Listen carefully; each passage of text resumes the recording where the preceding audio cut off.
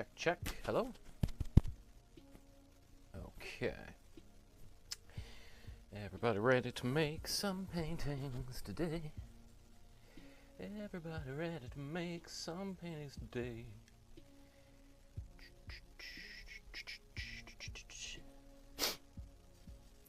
Okay. Oh my goodness, it's November.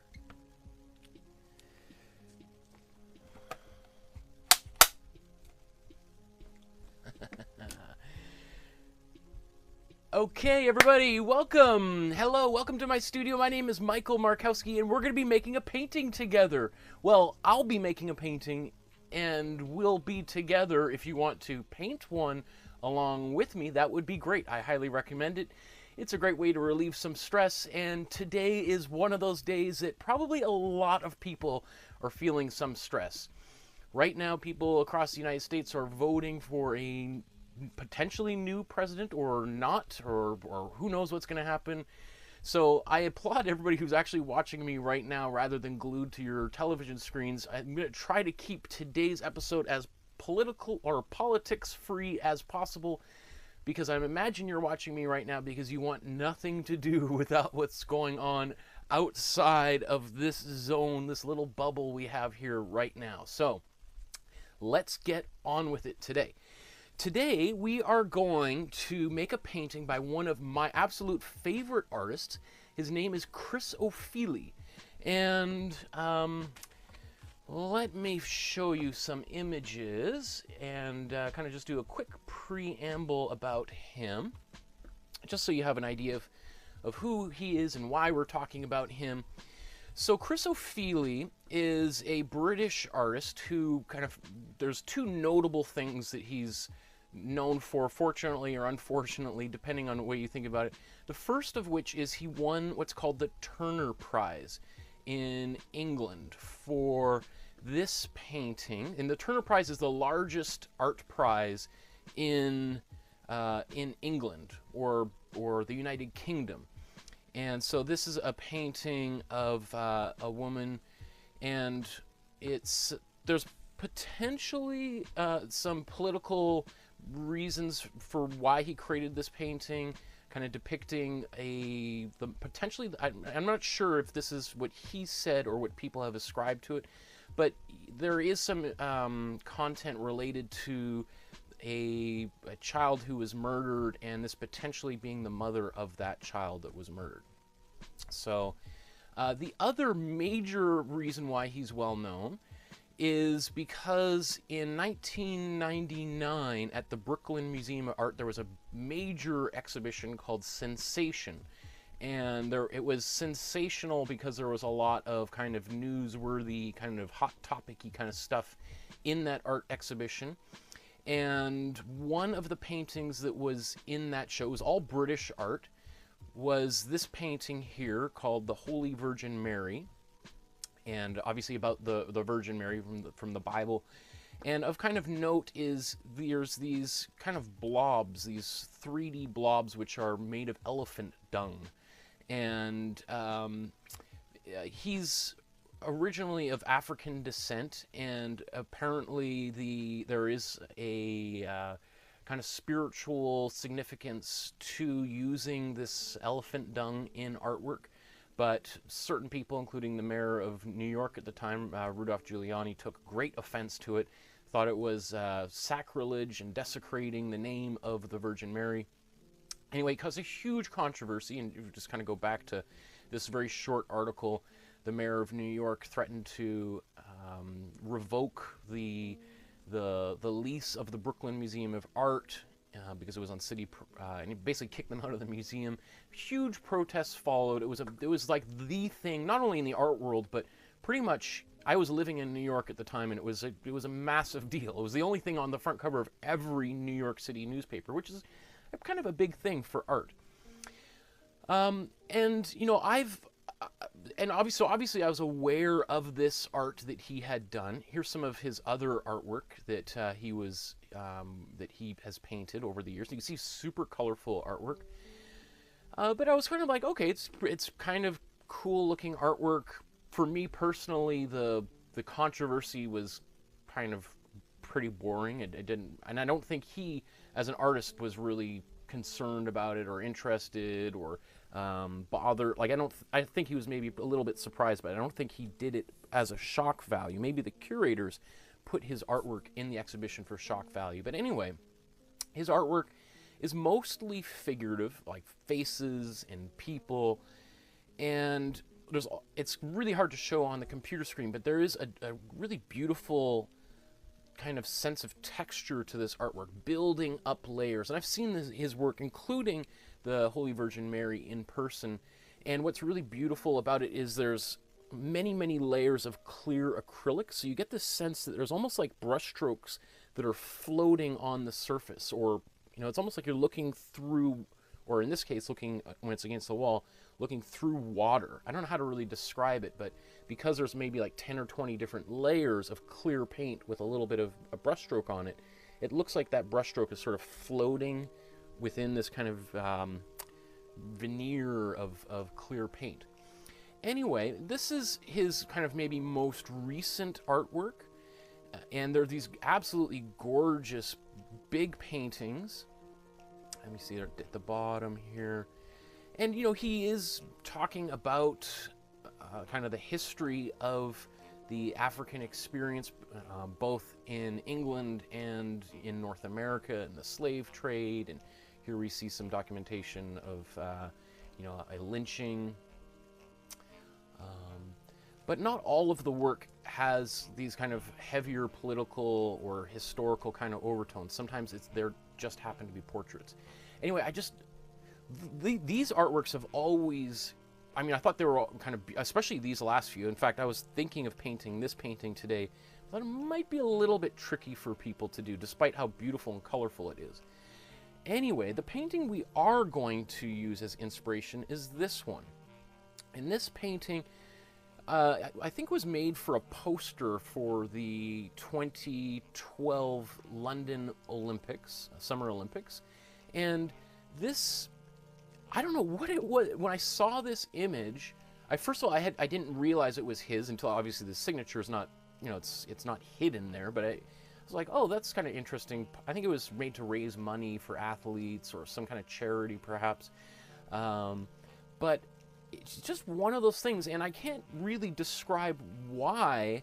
When I saw it, and forever since then, it's kind of stuck in my mind. And when I thought about doing this class, this is one of the first images that popped into my head. And I'm sure there's a few people like, oh, this is kind of like, why are we? This is my show, and I'm gonna make paintings of stuff that I like. And I've also thought about, like, even before this, I thought, maybe I'm going to make a reproduction of this, or I'm going to try to buy a poster of this because I like it so much, and it just been this nagging thing in my head for the past 10 years. And so when this show, I was like, you know what, let's make a painting of it, and that way I get to make an artwork that I really like, and I don't have to buy it for thousands of dollars or however much it costs to get this thing printed. And rather than just having a print of it, I can have as close to the real thing as possible. So that's what we're going to do today. And again, it looks pretty simple, but we're going to use today's project to accomplish a few different things, which we'll get into as we go along. So the first thing of which, and I was about to go outside and do this, which is where I would encourage you to do it, but right before we were about to go on the air today, our daughter vomited all over my wife, who was going to take our daughter for a walk, got puke all over the carpet, and I was pressed into emergency daddy duty. And so I was going to take this panel, which we applied some gesso to last class. So if you're wondering what I'm talking about, this is what gesso is, right? And so gesso is basically a like white paint with a little bit of plaster powder into it, and you can actually feel when you've got it on your fingers when you're painting with it. It has this chalky quality, kind of like Clorox bleach or something, like kind of like that gritty quality, and that grit fills in the texture, the weave of the canvas. You can see these canvas boards kind of warp a little bit, so I'm just kind of doing a little bit to bend it back into a position. But what ends up happening, and let's transfer to this here. So, and I also just going to write a little, I make a little note to myself that this was one gesso. So, because I did do another one down here, and you see, make a little note to myself that when I gessoed this one, I did it twice.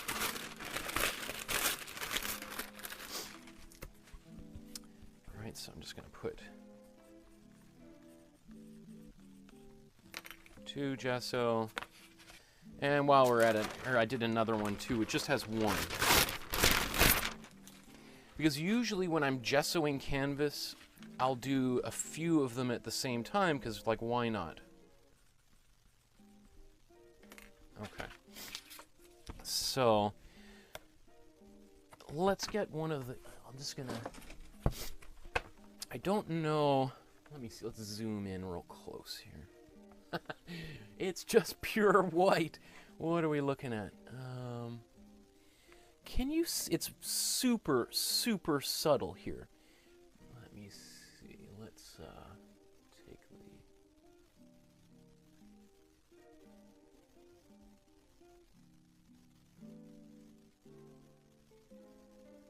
Oh, it's not letting me change it while I'm recording. Interesting. I'm just darkening it a bit. Does that help? I don't know if you could see the texture of the canvas. So this is a raw canvas. This is one right out of the packaging, right from the dollar store. And then this is one that I've put gesso on. So right now it still feels like there's texture to it. This one, both of them feel like they got a lot of texture, but this one, let's back it up.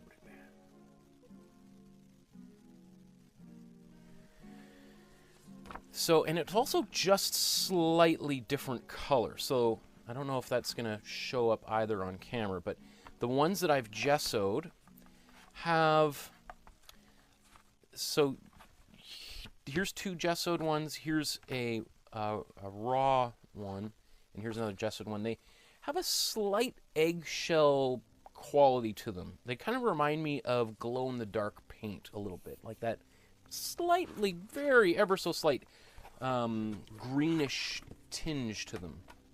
Anyway, I'm going to take this, and I've got some 220 grit paper, and one of the things that I like to do I have a block? I'm just going to take this from my TV stand here. One of the things I like to do is just take a block of wood, or a piece of 2x4, and wrap sandpaper around it like that.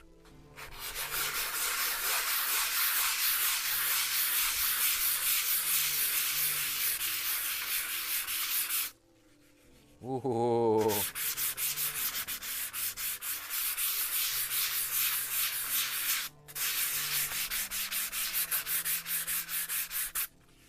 Wow, that is special. Look at that. Okay. So this sandpaper is very, very light sandpaper. So this is basically 220 sandpaper is almost like nail file level sandpaper. So not super gritty. But what this does is now this surface, boy oh boy, compared to this one right here, I mean, this one feels like, the one that I just sanded, feels like a piece of photocopy paper, right? Super nice and smooth. And this is just one layer of gesso. If I put another layer, so often what happens is you put some gesso, you sand it, put another one on there, and then it is butter smooth. So this is now a beautiful surface for painting on. You could do this with regular acrylic paint, with just white titanium white paint, or you could put black paint on there, or you could green paint. It could be any kind of paint. Just white. The gesso is especially made for this because it's also going to absorb paint in a similar way. Because I mean, the original one has been gessoed as well. So let's just back that out. Okay, so for today's class, I'm going to use this one that I've gessoed since I've done it, and you might just, I know that not everybody has done this. There's probably very few of you who have gone ahead and pre-gessoed a canvas like we did last week, but I want to show you the results so that maybe some people are like, oh, interesting, maybe I'm going to go out and buy myself a little bit of gesso. Now this Stevenson brand of gesso, I think, is this is a Toronto company. So, but I mean, I've got, you know, Golden and Liquitex, gesso. I mean, I've got lots of different brands of gesso. There's nothing particularly special about this one. And one of the questions last week is, can you get clear gesso? And the answer is yes. But that's, again, for a different time. Oh. Now, one thing is there might be a little bit of grit. You know, part of what is making this feel really smooth is also the little bit of sanding dust that has come off here. So that brings us to the next thing I want to do,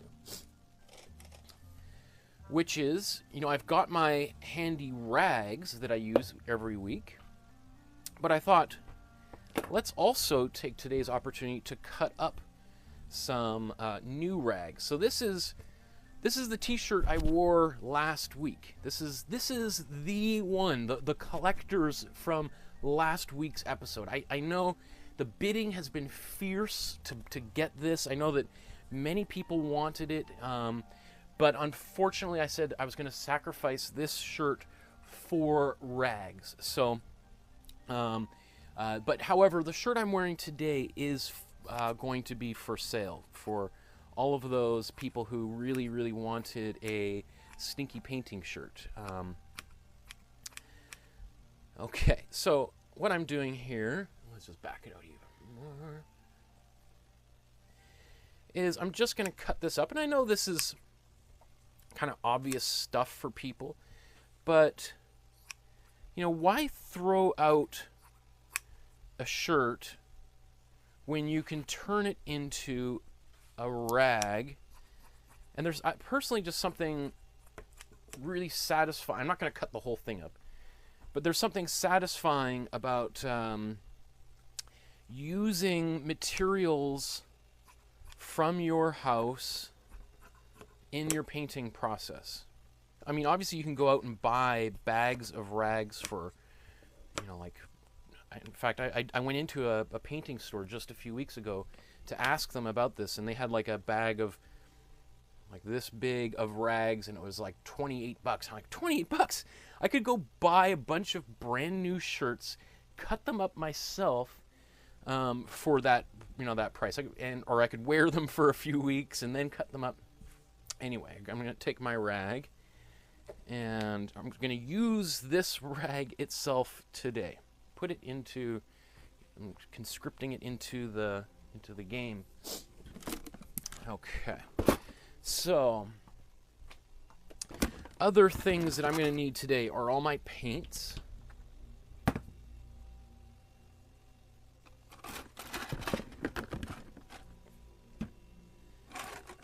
And my paint brushes.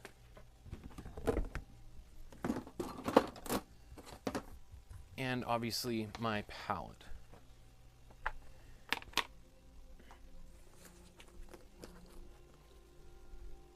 So this is also,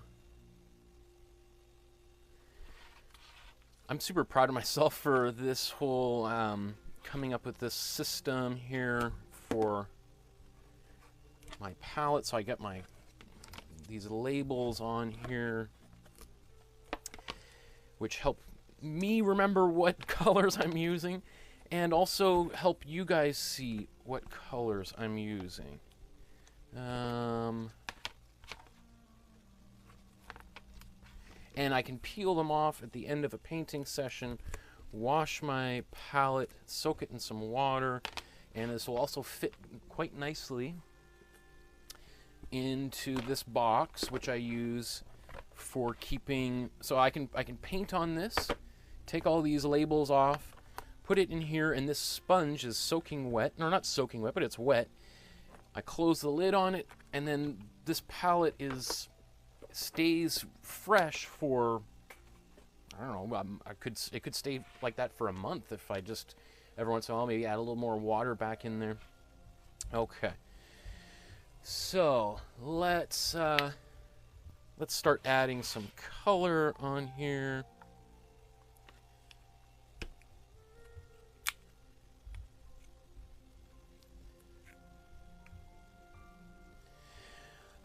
One of the questions I asked in the chat right as I was getting set up here, while I was helping my wife with the puke situation, was what is your favorite Olympic Games memory? Since the image we're creating today is relating to the Olympic Games, and of course so I'd be interested to know what your favorite memory of the Olympics is. And, you know, this year we didn't have an Olympics, right? The Olympics were moved to next year. So, and who knows, are we going to have, are the Tokyo 2020 games actually going to take place in 2021? Or will they be canceled, right? And then will there be a 2022 Winter Games? You know, who knows, but the rate we're going, right? Okay, forgot we need a little bit of white here as well. Okay. Okay. And just gonna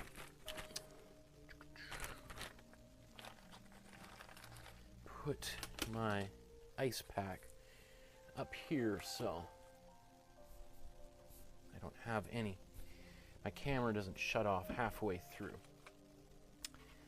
So, and then let's zoom back down. Great. Okay. So, let's take a look at this original image again. And how are we going to paint this painting? So, and I haven't, I was planning on doing some thinking right before today's class, like while I was sanding my pictures pleasantly outside, before the vomit situation happened. And so I haven't had a chance to break this painting down. So I'm going to do it right now in front of all of you, and kind of, we can think about how we would paint this together. So the first thing that I'm going to paint is I'm going to paint this cream-colored background. Right? So that's going to be the very first thing. How are we going to get this cream color in the background? So, to get this, what we're going to probably do is mix like a peachy color and put a lot of white into it, right? So basically it's sort of like a very light brown color that is like 95% white. So we're going to use a lot of the white today, or at least for this initial part of the painting. So I'm going to get one of my larger brushes out, and let's transition back to this view here. And I'm going to mix my paint together. So I'm going to grab a little bit, oops, this is, oh, I put the, see here, this is when you're trying to talk and put paint. So I put the labels in the wrong place, and I also put the paint in the wrong place. So technically these things should be swapped, but the labels are, anyway, okay. So it's different than the way I usually do, which is, it takes a little bit of a second for my mind to adjust. Okay, so let's put some red here. And let's take some of the warm yellow.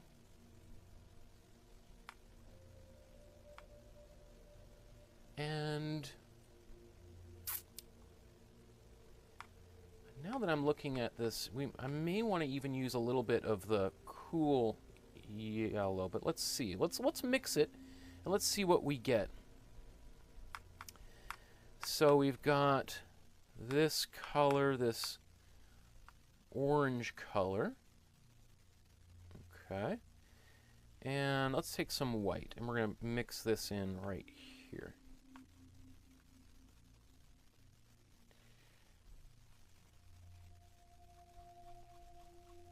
That's pretty good. Now, it's still way, way too dark, right? So we need way more white to this color. So, in fact, I'm going to take this over here. Let's mix it over here.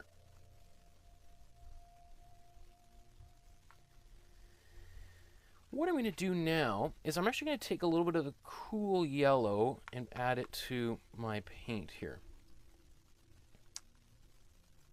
Now it's becoming very yellowish. But a few things are happening here. Right now, when we have the warm yellow and the warm red, we're making a warm orange, right? Now, if we want a brown, we want to add a little bit of blue to that mixture, right? Now, if I put a little bit of blue in here, it's going to go brown pretty quickly. This cool yellow has a very, very small amount of blue already in it. It has no red pigment whatsoever, right? It's leaning towards the blue, which is why it's cool to begin with. So rather than adding blue in here, I'm just adding a little bit of the cool yellow in there. So that's another little kind of step that I'm adding to it. So let's add all this white to it. And let's see what this mixture is. So right now, already, this mixture kind of has like a Caucasian skin tone, like a real, it's still got a little bit of that rose kind of blushing cheek kind of quality. But this here, now I am looking at it and I feel like it's still a little bit too warm, right? So I want to cool it down a little more. And I'm going to bring up the original image so you can see what I'm talking about. Right, so if I turn this here and we look at the image on the left, right, this color still is too reddish, right? I actually was a little bit closer here before I added more white to it. So let's continue here. I'm going to add a lot more white because I'm going to use a bunch of white for the background anyway. And I am going to take a little bit more yellow and put this into this mixture.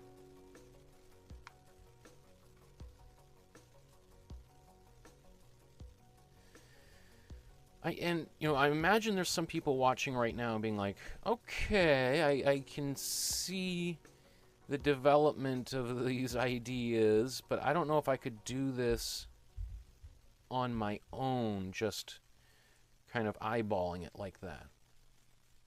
And, honestly, it's, oops, that was too much yellow.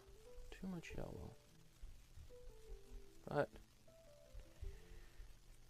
add more. So what I'm going to do is let's just take this and I'm going to do a little bit of mixing right on the canvas itself. And personally, I love doing this kind of stuff because you can see there's like some streaks of paint kind of of different colors showing up in there. And I personally don't want this canvas to be just like one pure solid color. Oops. I like it when my paints or my canvases and especially backgrounds have a little bit more variety, and this is not news to anybody who's participated in the last what is this episode? I don't even know what episode we're on, right? I think this is I don't even know. Now I gotta know what session are we on? I don't even know. I have no idea. I've done so many of these now that I don't even know where we're at. But I think it's 15 or something. Anyway, if you've been watching before, this is not news to you that I kind of like a little bit more variety in my paintings or the backgrounds. That looks pretty good. Okay, so this was that. You know, there's a little bit of a chance aspect to painting, which is something I love. I like the fact that I'm mixing my colors, and you know, I've got 20 plus years of painting in my belt. So yeah, I have a much higher chance of getting the color that I want because I know how to mix paint, and I know more about color theory maybe than some other people.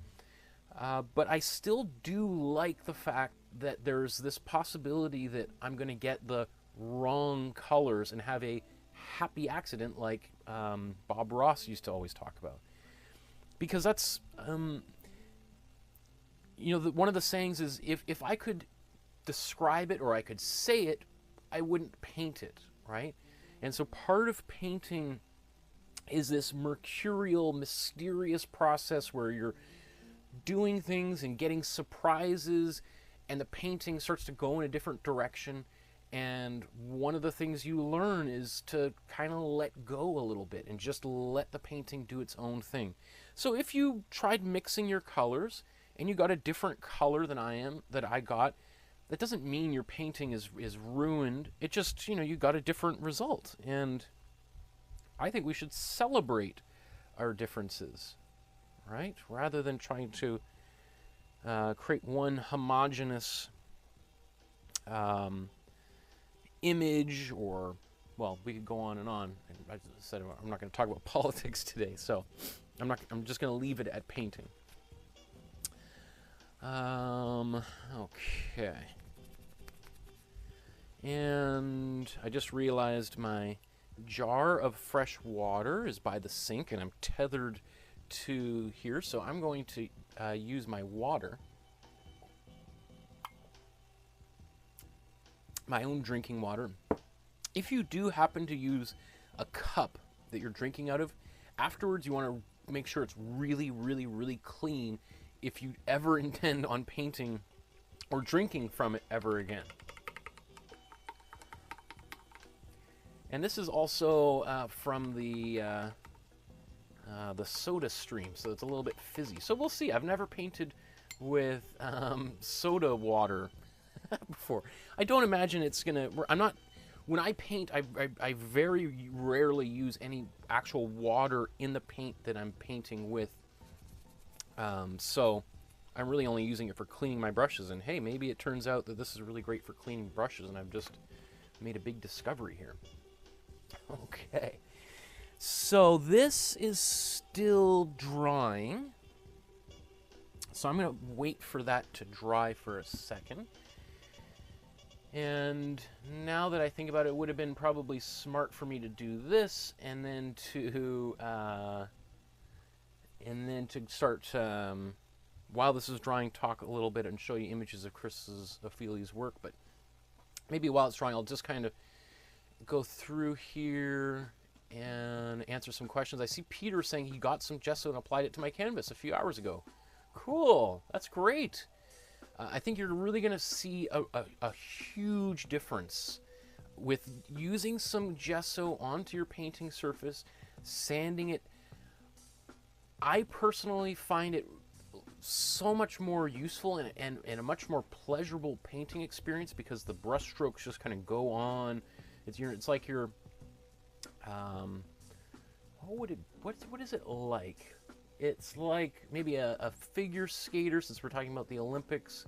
You know, it's like a figure skater skating on a nice clean surface, you know, after the Zamboni's gone and there's still a little bit of water drying on the surface, versus, you know, if you've ever gone and skated on an outdoor rink and it's like there's blobs of snow and the mittens and snot and stuff all over the ice and leaves.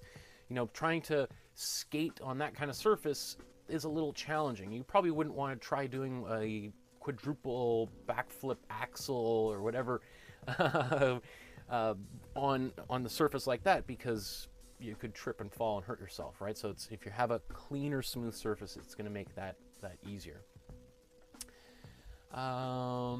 Deborah says she's from Almer, Quebec, and was late, so we'll watch tomorrow and paint tomorrow. Sorry about that, and hope you're feeling better. I am feeling better. My throat feels a little bit, a little grainy still, so we'll see if my voice holds out all the way through.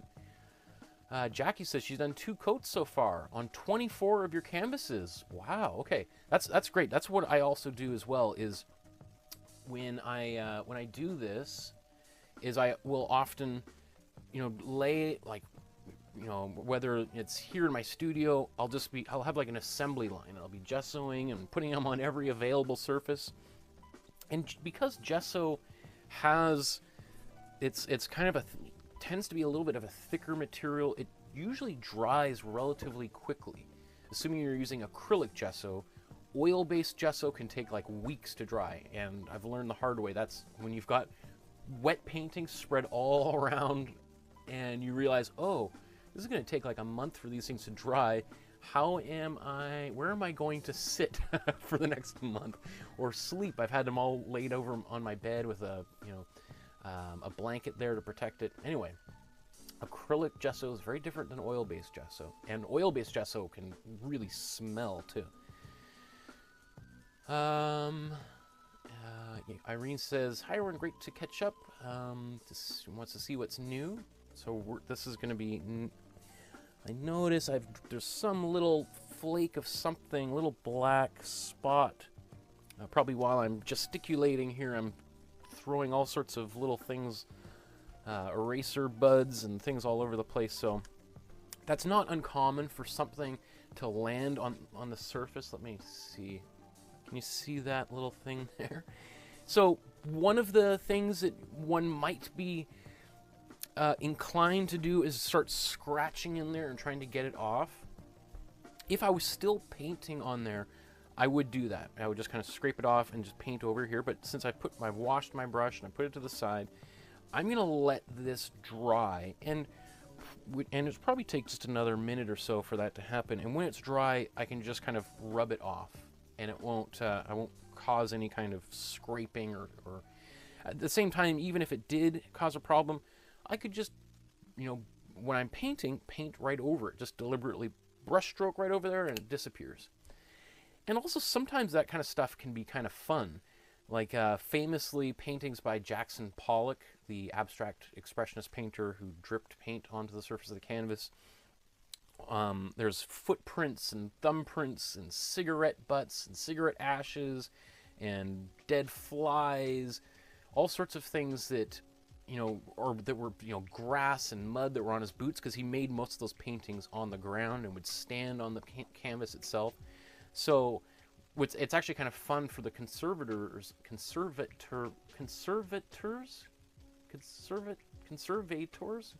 of that work, because they can kind of, you know, they know pretty precisely what time of year the paintings are made, based on what kind of, was it, salt from the road that was on his boot in the middle of the winter, or, you know, bugs that were only alive in the summer, and those things are stuck into the paintings.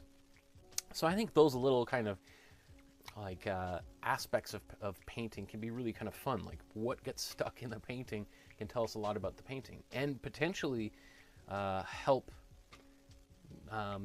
determine whether the painting is authentic or not, right? If you imagine if you had a painting that looks supposed to be a 500-year-old Rembrandt painting, and there's a mosquito on there that has only been around for 40 years, right? Then it's like, oh, well, that's impossible, right? So clearly it's a forgery. So Peter says, my favorite Olympic memory is Daniel Igali winning the gold medal in Sydney in 2000, and then doing an African dance around the Canadian flag. Daniel Igali, I think he was a wrestler, right? From British Columbia, I think, as well. And I don't remember that moment, but I do, like, I didn't watch it live, but I do remember that being on the news and everything when that happened.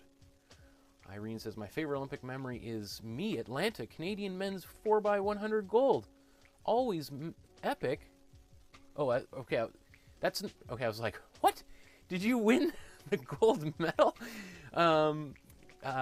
That's, yeah, the 4x100 at Atlantic. Was that Donovan Bailey? Was he part of that group of runners?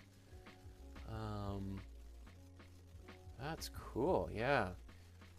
Those races, the 100-meter dashes and the 400 and oh my goodness, those are quite the exciting spectacles, right? Everything builds up to this one like 8-second, 10-second long race. Donna says, I'm originally from Vancouver. I moved to Alberta in June. I recycle everything to the point of having half a garbage bag full of garbage a month. Most of my neighbors have 2 or more every week. Yeah, I mean, the same sort of thing. Yesterday I was taking out, last night, the trash, and I had one little plastic, takeout bag worth of garbage, and then like arms full of containers and soda cans and all that kind of stuff throwing in the garbage. So Donna says, seeing me cut my shirt up made me smile. And Renee says, yes, it was Donovan Bailey doing the final leg. Yes, that was... and we still have Canada, us Canadians have a number of great runners that unfortunately are sitting here wondering when we're going to be running again next. Okay. So, how are we doing here? One thing I was just thinking to myself is, what, I should have drawn my composition. Oops, that was still a little bit wet. Okay. But it didn't cause much of a difference to the surface there. Okay. So, I'm going to do a little bit of this. I should have probably done the drawing before I painted this onto it, but this thing is migrating over there. We go. Get that off of the surface. So, how am I going to...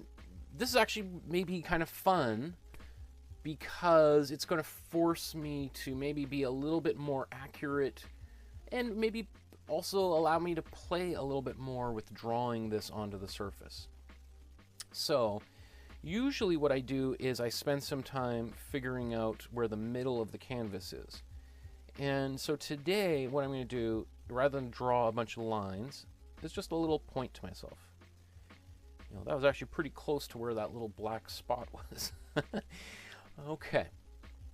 So, if that's where this is, I'm going to put up here, let's just say... Oh, let's get the painting up here so you can see what I'm doing.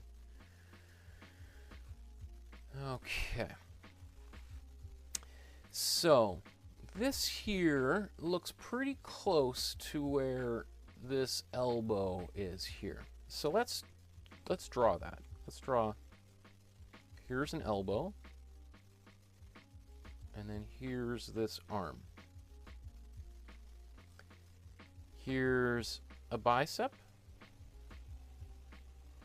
and then here's this, right? And we're going to have some hands here, but I'm going to just paint those in when we get there. Here's the chest. And then he's got kind of dotted lines for the face. So I'm actually going to keep this dotted line, and then it's kind of swooping the back of the neck. And then we've got kind of like an S-shaped curve. So the bum and then the legs. Oops. Okay, so I look at this and I realize, oh, I ran out of space. So I'm gonna work my way back the other way. Let's try this again. This time. So here's a foot, and here's a knee.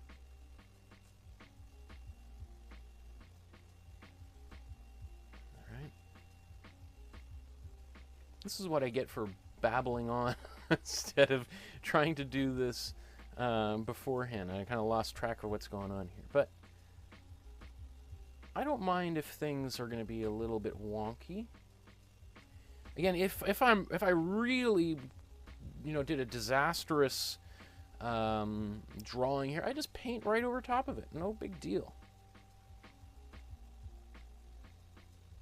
One of the things I'm by drawing on this slightly wet canvas, some of the canvas is coming up here. I'm just kind of scraping part of it away.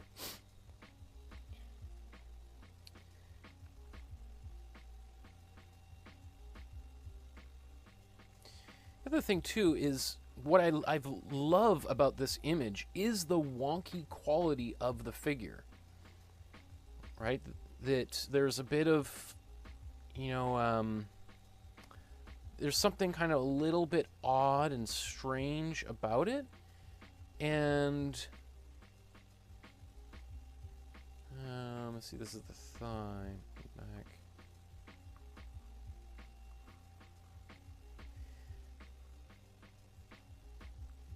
Okay.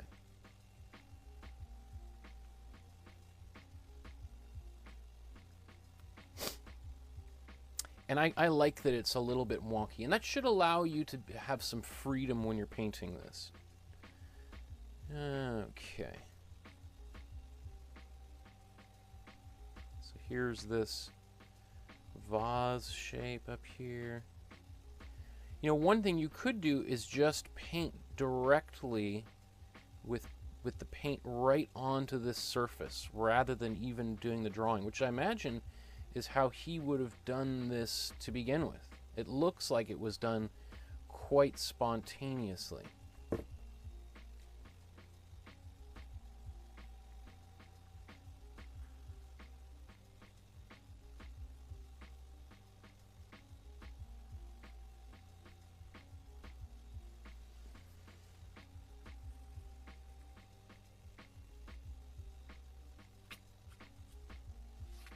So this surface is now nice and dry.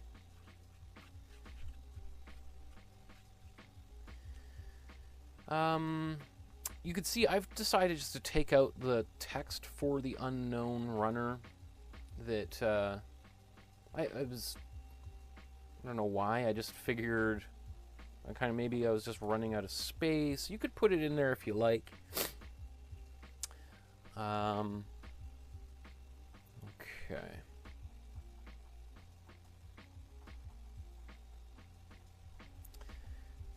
So, I feel pretty good about this so far. Some of this is going to be detail that we're going to use with some of the finer brushes. So again, that's why I'm not doing a ton of drawing right now. I'm just kind of getting the basics in here. And I'm curious to see if I try using this eraser. Now I'm looking for an eraser that is relatively clean, so I don't want to use this side of the eraser that's already got some charcoal or grit on there, because that might come off on my paper. In fact, let's just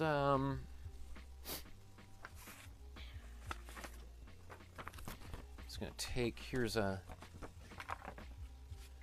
envelope, and I'm just gonna test it. Okay, it looks like I got a nice clean eraser, because sometimes, let's say if I do this, oh, well, I was hoping it was gonna leave a big black mark, and then I'd be like, oh, people go, wow, you were right. But it didn't happen. Okay, so I'm just gonna take this, and oh yeah, look at that. I'm able to erase a little bit of these lines that I wasn't so happy with. And I can redraw them back there.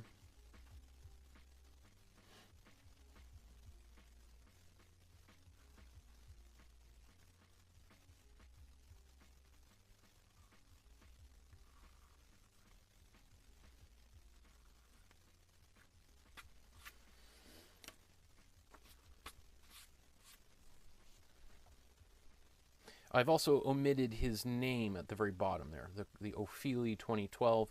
If you want to put that there, you can. It just seems to me a little bit odd to put somebody else's name on the painting, right? Even though obviously he did this painting, I'll put that on the back of the painting.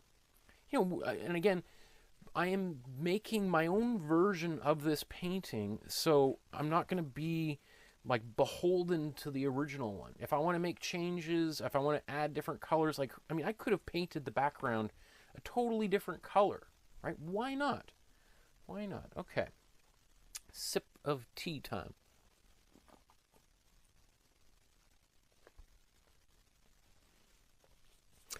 Another thing you could do, because I imagine some people are like, oh no, I've got this beautiful, nice, smooth surface, and now I've done my drawing is all garbage, and one thing you can do is just take another piece of paper, and you could try sketching this on another piece of paper, and when you get it to the right size, then you can kind of, it helps you, I mean, you could even cut it out so that you could put it on here, or use some graphite paper, graphite tracing paper, which we are going to use eventually.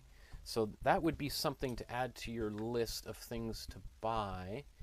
Let me see if I can do a quick search here for graphite paper.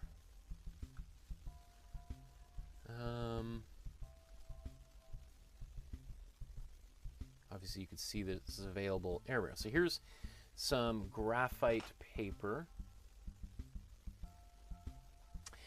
And graphite paper is the same, if you're old enough to remember paying with your credit card on one of those machines where they go click, click, right? And they would make an impression of your card. That's basically what graphite paper is.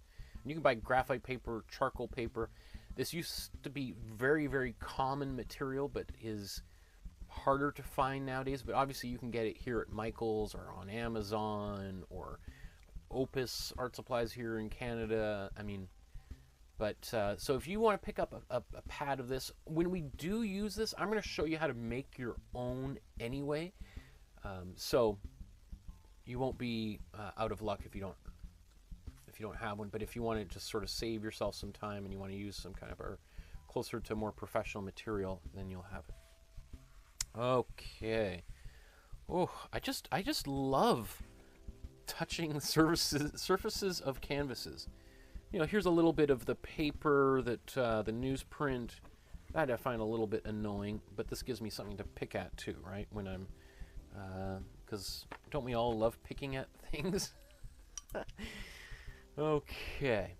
So the first thing that I'm going to do is I'm actually going to paint some of these colors in the background, because I want to put this black line on at the very, very last stage, because you could see places in this area here where it's overlapping the color, right over here overlapping the color. And that's not to say that you can't put the color on top of the black lines. I'm just saying this is how he did it. So, you know, in the interest of trying to approximate this. And generally what's nice about putting your black lines on last is they kind of unify the surface somehow. They just sort of tie it all together. And maybe that's because that's the way the printing process works, is you put in all the colors, like in a comic book, and the last thing is the black screen, which goes over and just, you know, tightens everything. It's like it's like the what is it copper, whatever the webbing is in a stained glass window, right? It just kind of locks it all together into these beautiful partitions, or one solid image at the very end. Okay, so let's mix some of these colors. So what colors do we want? And again, you could use whatever colors you like. One thing I would say about this painting is, if we're not careful, it could stray into Easter egg territory very quickly, because we've got these kind of little bit of a pastel palette here. We've got, you know, these especially that blue. There's not quite a pink. There's a little bit of a desaturated purple there. But if that was to go into the pink area, especially combined with the lime green and the orange, you could have yourself a perfectly themed Easter egg painting. Okay, so let's get some paint back onto our brush here and start painting away. Yeah, we'll use this one. That's fine. So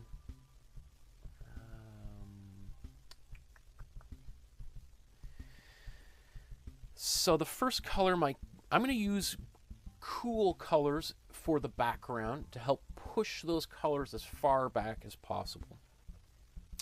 So we've got the cool blue. So I'm just going to take that cool blue, and I'm pretty much going to use it right out of the tube. And we'll just see how it reacts when we add some white to it. So I got my white here, and let's just take a little dab of blue. That was quite a lot, actually.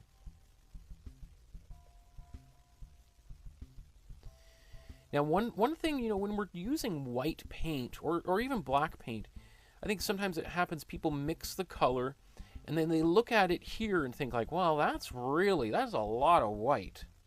I got to keep on adding more color to it. What I would suggest is you mix that color and then let's just kind of see. Let's do kind of a little test, and we can always darken it and we can always lighten it. But let's see. Let's add a couple little dots here. Okay. That does look a little bit still too white, right? So it's not too hard to add a little bit more blue to the mixture, right? And just for our sake, just so we could see the difference, I'll paint right next to it.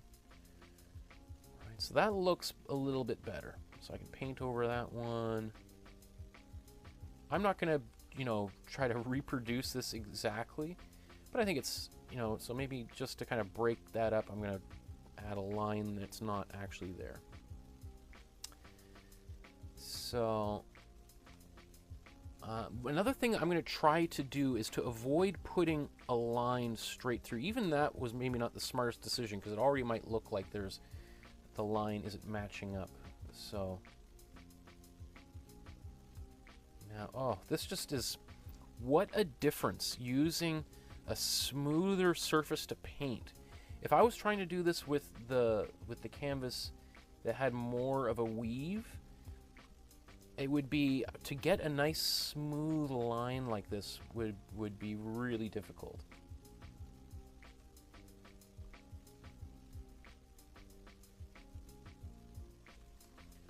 Just going to darken that just a bit. It's the same sort of thing like sign painters or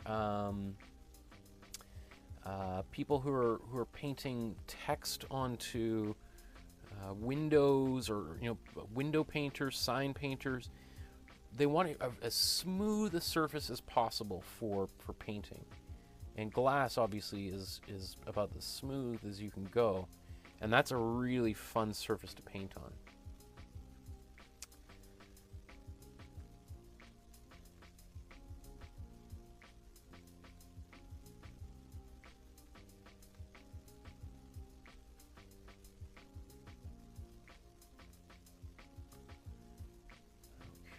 Here's these.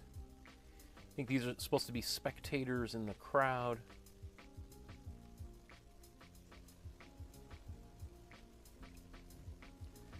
I'm just going to have fun by adding a few where they're not actually there, just to kind of emphasize that this is my own painting based on his painting.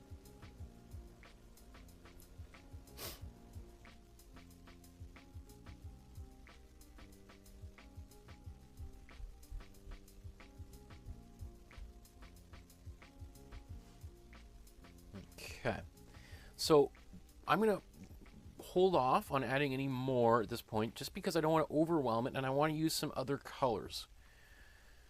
Okay, so that's a nice start.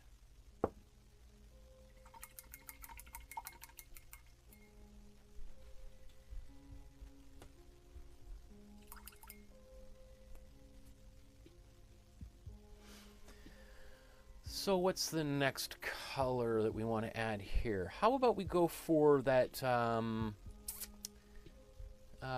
maybe I'm going to go for that purple.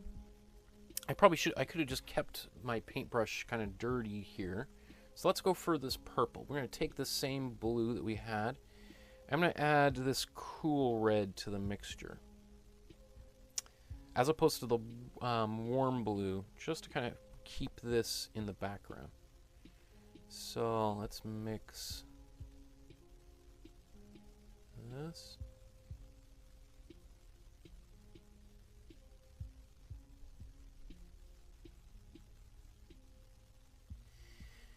Now these are across from each other on the color wheel, so you can see it's going a little bit gray. It's losing some of its intensity.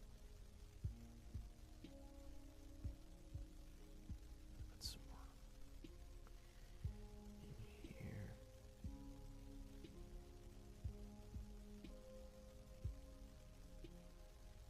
You can see what I'm doing. I'm spinning my brush to get the paint, because paint will build up in here, and by taking it and then just kind of spinning it and rolling it away, I'm trying to get that paint that's kind of trapped on the higher part near the ferrule, the metal part of the paintbrush, squeezing it out. So let's just see what this looks like.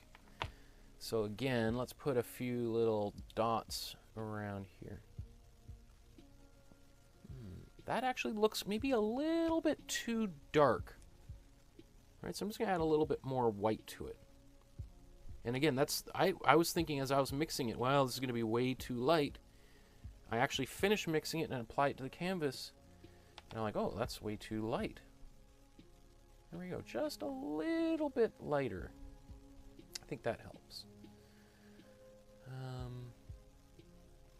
I don't think there's a particular rhyme or a reason to which colors go where, so you can kind of have some fun. I think that this area up here is the crowd, and then this down here is the track. So you may not want to put any dots kind of below this waist level, otherwise we may start to think that this is like gravel or sand down here. We want this to kind of look like people in the stands, right?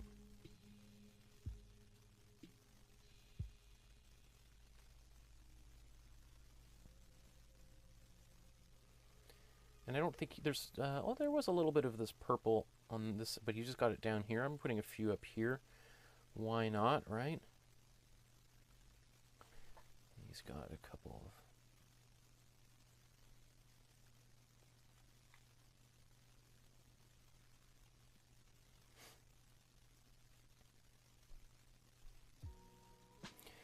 You know, another thing about using, having a smoother surface is you don't have to add water to thin your paint. So that's one of the things I see a lot of people doing in my classes.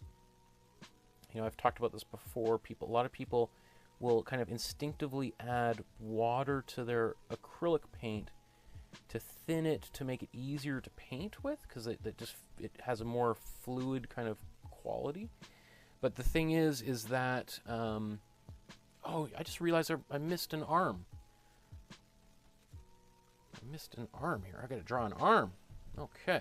I was like, something is different here, right? So I'm gonna draw this arm in, and I may even paint it like this, and we'll see when it's done if I want to paint over this mistake or not. I got this one and up here. I'll draw, even though I said I wasn't going to, I'll draw it in there. Anyway. Because maybe this will work with that line going through the arm. I don't know. We'll see. If there's a problem, I'll just paint it out later on. No problem. Where else should we put a little bit of this purple? Let's put,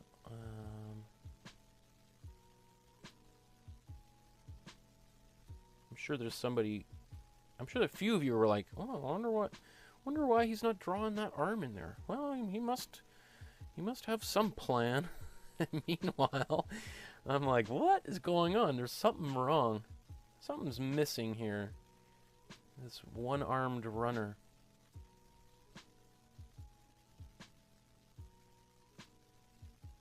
Maybe he's running so fast that he's just blurring right through it all.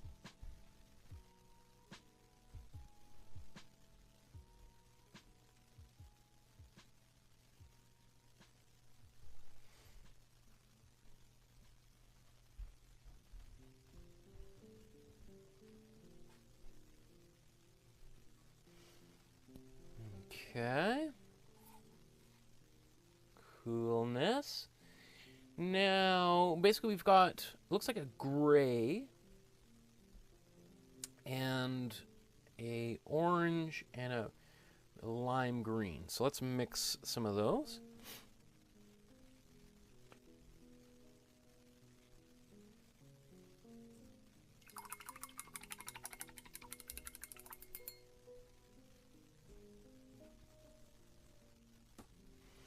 I may even wait till after I've done the black lines before putting in the gray, because once I put the black lines in, this painting is going to change pretty quickly. So I'm just going to wait till that's done before I kind of go wild, because maybe I won't even need it at all, right?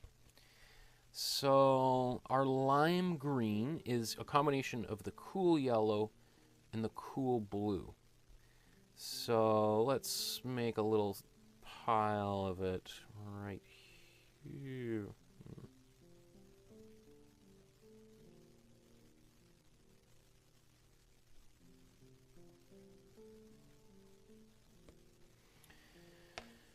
And I need some white here.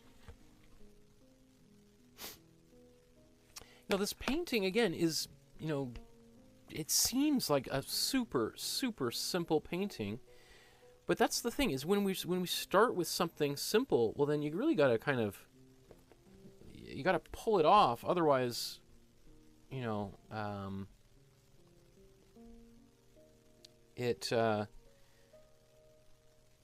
you know, because there's so few lines on there, you really, those lines, you know, you, depending on the way you want to approach it, kind of need to be, we need to kind of put them, to spend a little more time trying to get it so-called right. So let's, I feel like this might be a little bit too dark. Yeah, so we need a little bit more yellow in there. And let's mix this right over here. So it's,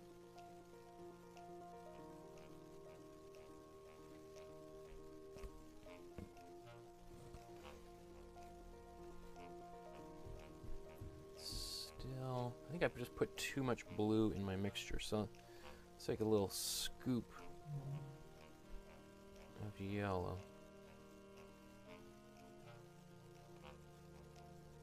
There we go. I feel like that's closer.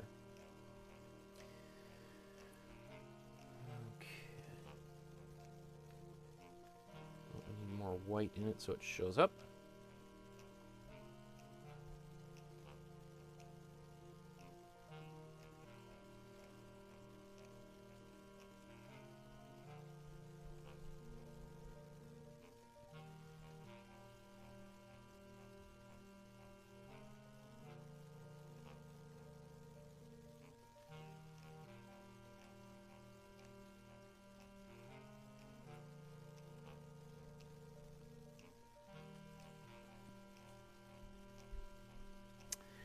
You know what?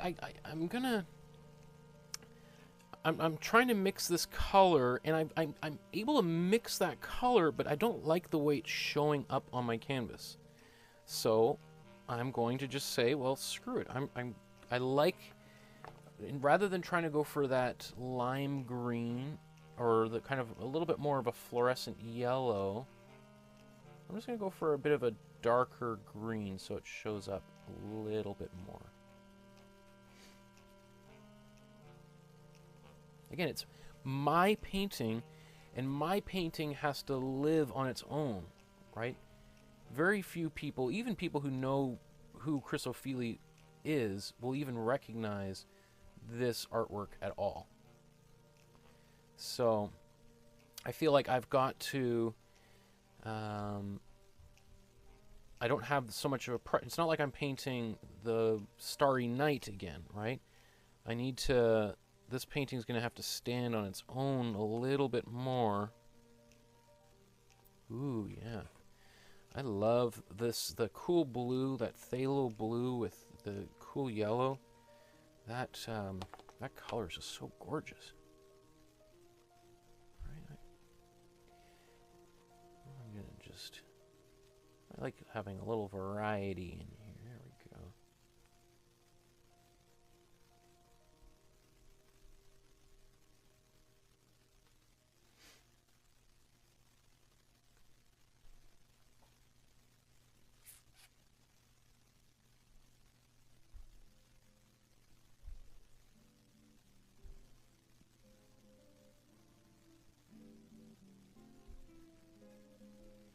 He's left a little bit of a empty space back there, so I'm going to do the same.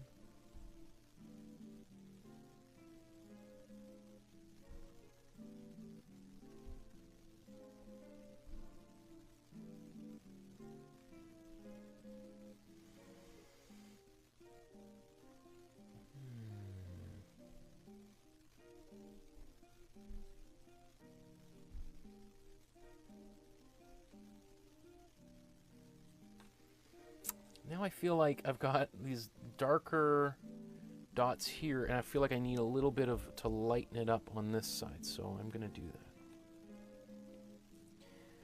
So I'll have a few different versions of green in here.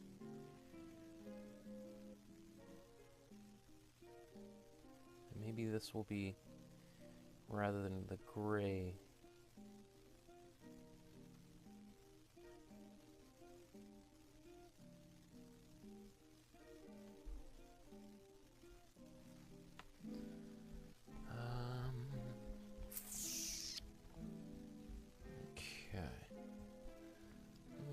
oh, we need some of that down there as well. Okay.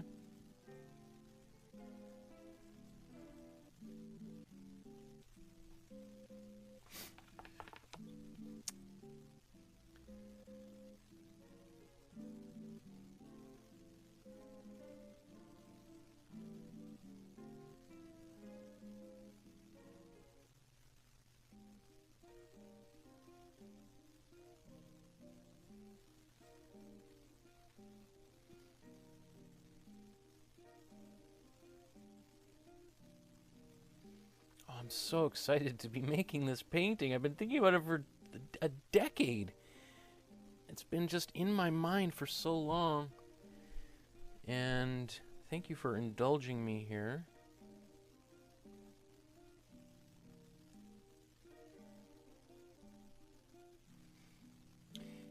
Obviously, or maybe not obviously, but there's, I think probably part of the inspiration for this is, you know, Greek vases and the ornamentation that's painted on them. You know, if you've seen any old pottery, ceramics from, you know, the ancient Greeks, one of the only surviving kind of artworks that we have from that period is their pottery. Really great tradition. And beautiful, beautiful pots. Also depicting scenes like Olympians running, and I think, you know, obviously this is this kind of water jug that is being described here. So these are getting a little red or too. I was going to say too greenish, and then here I am mixing a really greenish blue, but I just like this color, so I'm going to put this in here, even if it's not there. Where should I put it? Just...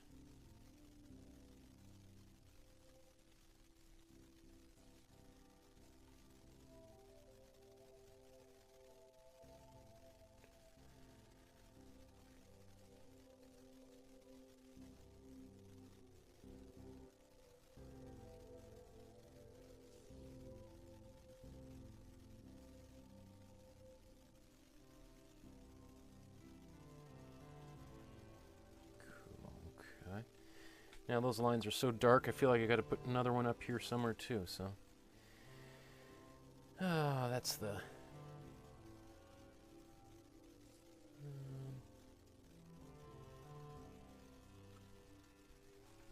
Sometimes I just feel like I need to balance things a little bit. So if I'm putting some darker lines, they got to go up there. And I know they're not in the original one, but I kind of want it there. This is my painting, right? Okay.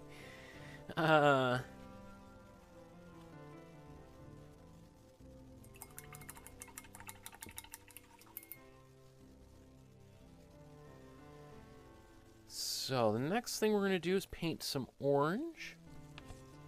And I've still got a little bit of orange paint mixed here, but I think I want to, again, try to use a bit more of a cooler orange in the background.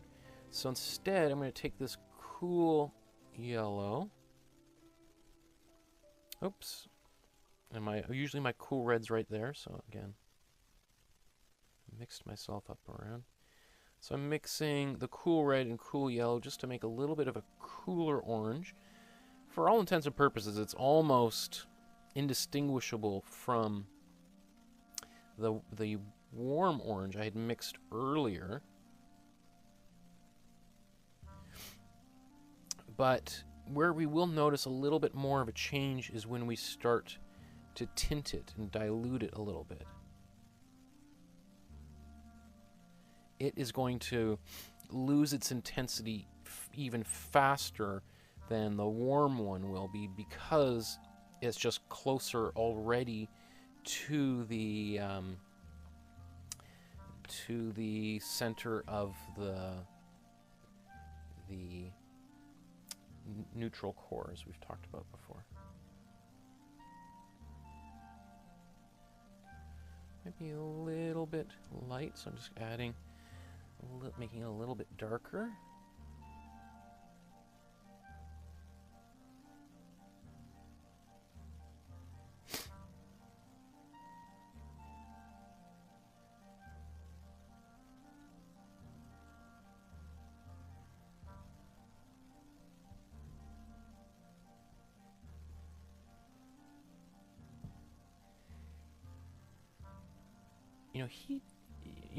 It takes a certain amount of restraint to paint in this way.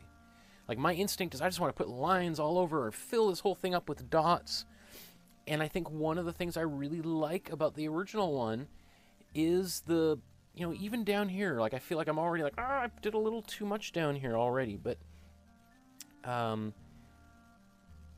it's not easy to just put, like, to let 3 or 4 lines hold up the bottom of a painting. Like, our instinct is just to cram as much stuff in there as possible, fill up every little part of the canvas.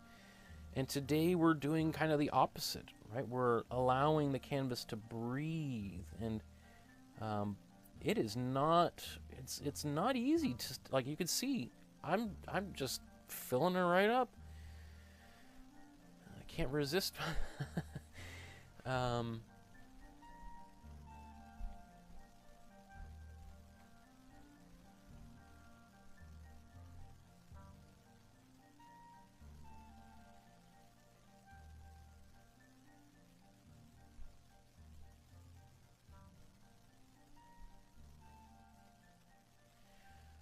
I wonder what his reason for the choice of these colors is. Is it the Olympic rings? I don't think so.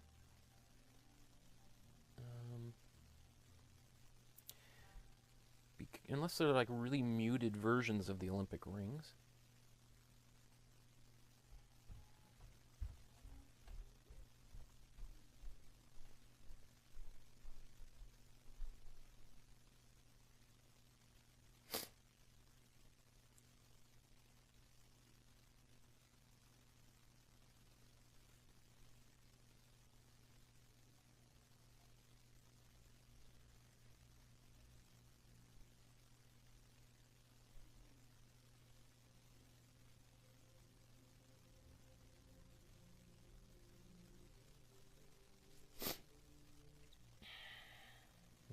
Okay. I feel like I gotta, like, press pause here for a second and move into the black, because I've definitely filled it up more than his. And so I think I need to paint the black in there and see how that looks before I do anything more. Okay. Whew. There's something about doing this, especially when you have all of that empty space, that, I don't know, there's none of those brushstrokes can hide, right? They can't kind of disappear into the mess of a whole bunch of other lines. So, people will degrade artworks like this, and, oh, my kid could do that, it's so simple. But I think if you're painting along with me, you start thinking to yourself like, whoa, like, okay, if I'm only going to put 5 lines down here, where do they go? I gotta make sure I put them in the right place, right? So it's, and I always want to try to reassure people that you're not going to make a mistake doing this. You're not going to blow it all and it's going to be ruined.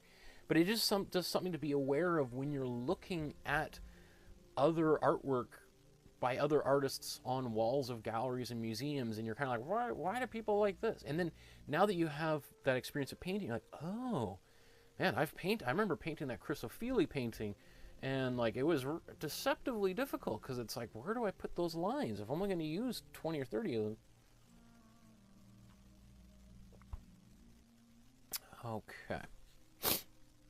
So, this will probably be the first time that I'm actually going to use black paint in a painting. If you've been watching for a little while, I generally encourage some restraint when it comes to black paint, because black paint is a very intense color. Like, it sucks up all the other colors around it. So, in this instance, obviously, this artist has used black paint, and it's for, it works really well compositionally for this painting.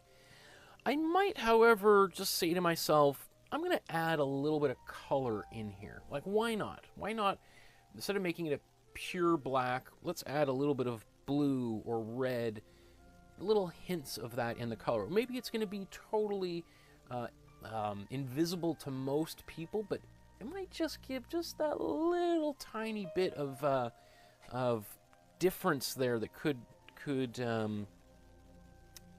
help this painting. Okay, so I've got black on my brush here. Let's just add a little bit of warm blue in here. People are not going to see that warm. I mean, it's so dark, but and so I can add quite a lot in there if I want, especially if I'm conserving my black paint. Let's say there was the great black paint shortage of 2020. So where should we start? Again, now that I'm going to have to, I want to take a look at this picture, see where the wet parts are. So if I want to put my hand on here, I'm not going to, smudge a bunch of paint across the picture. Okay, so let's take a look at this here. I think what I'm going to do is work my way up this way. And then I can also get these outer edges done by turning the picture. So I'm going to start down here at this ankle.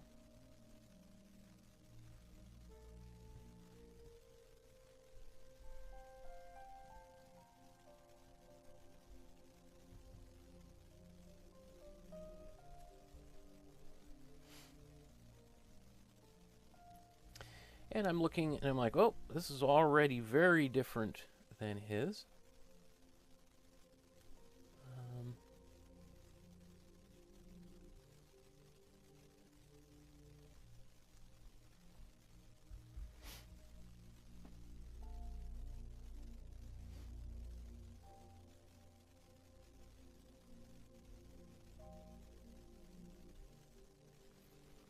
So obviously there's some heavier, darker, thicker lines on here. I'm going to wait just for a little bit before I go and make those big, heavy lines on here. Because maybe I don't want to put them in the exact same places that he did. Right, so let's just see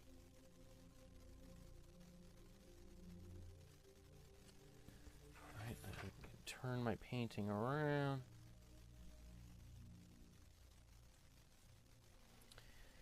It's maybe worth just mentioning if you're a fan of the channel and you want to support the work that I'm doing. You know, a small donation is always appreciated. You can use the PayPal link below, or you can use the super chat function of YouTube, which is right next to where you enter a comment into the comments on the live stream anyway. There's a little, should be, well, depending if you've got your credit card information in there, you might see a little $sign, and that will allow you to make an instant contribution of whatever size you want.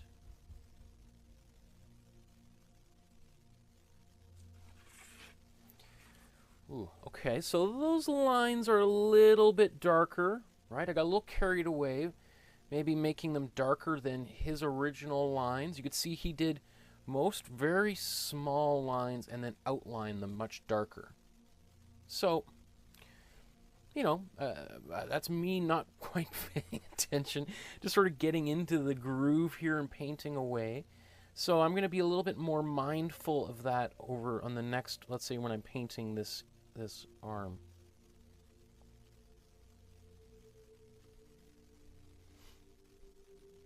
So doing these kind of delicate lines like that.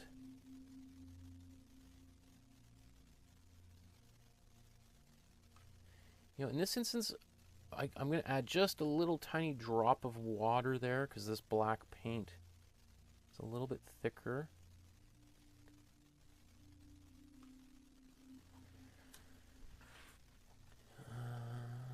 Want to make sure there's some orange that's still drying there, so.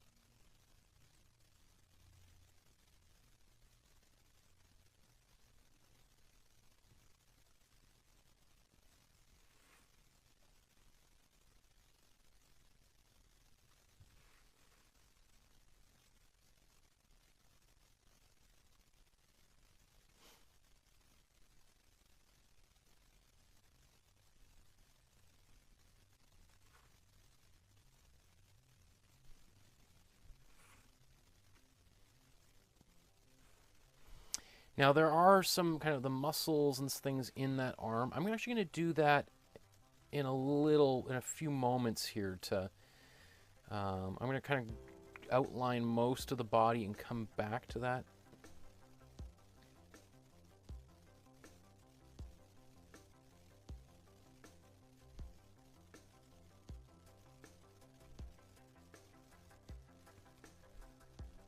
Checking to see if that canvas is still, some of that's still wet. All right.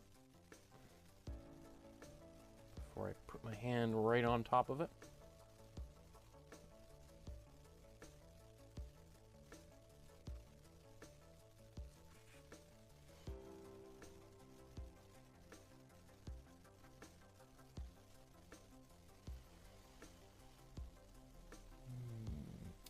I'm gonna get to that face in a second here.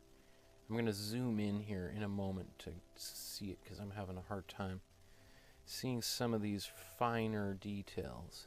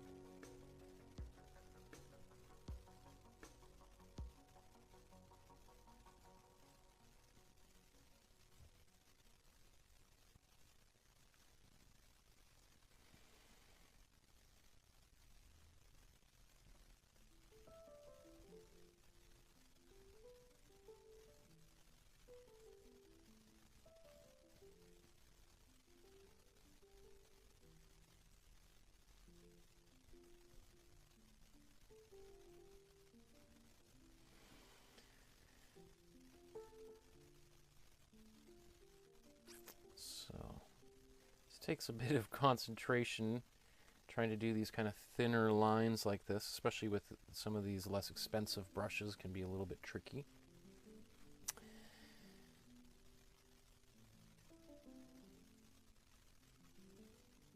Yeah, some of the, I'm a little bit heavy on my brush today.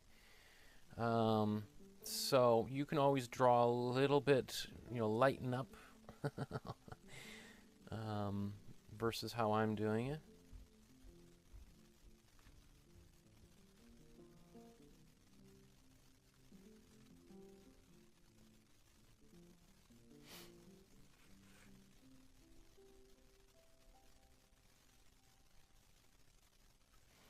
And from an anatomy standpoint, my drawing, as well as arguably his drawing, is a little bit inaccurate. So do you want to go to the trouble of fixing it or correcting it? I don't really think that's what this artwork's about. So I'm not gonna fret too much about that aspect of this artwork.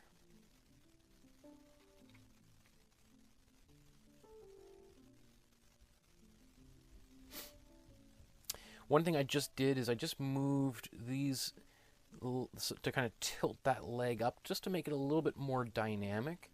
His body, his runner is a little bit tilted further forward, which makes it his image more dynamic than mine, right? You know, he's a great painter for a reason, right? He's he probably cranked this thing out pretty quickly and did an amazing job of it. And yeah, there's a reason why he won the Turner Prize and is one of the most well-known artists alive today. But it's also the difference between making your own painting and making a painting based on somebody else's painting. It's like there's just something about it that you can't quite, because you're not there doing it originally and you're trying to reproduce it. It's always going to just almost like the universe is going to do its best to resist you doing it perfectly the same, because each mark that he was doing was kind of working with the other ones and studying the original. Maybe he was working from an original image and making very deliberate decisions along the way. And I'm just sort of like, oh, I'm going to throw this line here, I'm going to throw this line here. And just a totally different kind of result. Okay, so this is a bit of a dry brush happening there. I'm going to kind of hold off on editing that. I'm sure some people are like, oh, well, this is a pretty simple painting. He'll be done in half an hour. You know, here we are, like, okay. So I'm going to zoom in on this image so that we can see a little bit more of these details. And then maybe why not zoom in here likewise.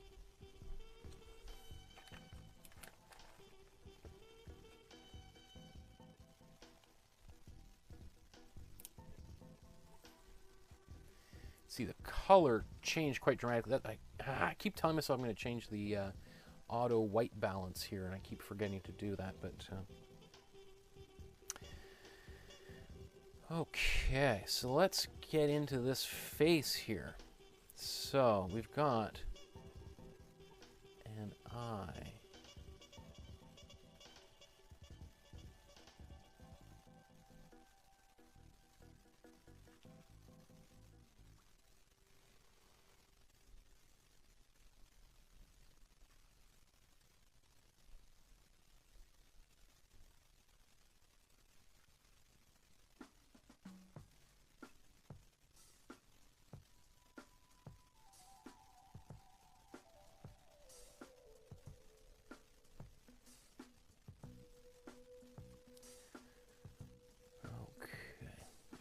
I gotta look even closer at this here, because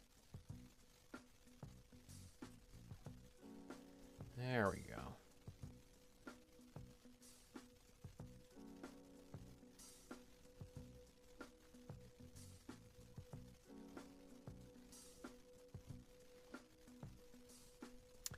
I'm going to do these little dots now.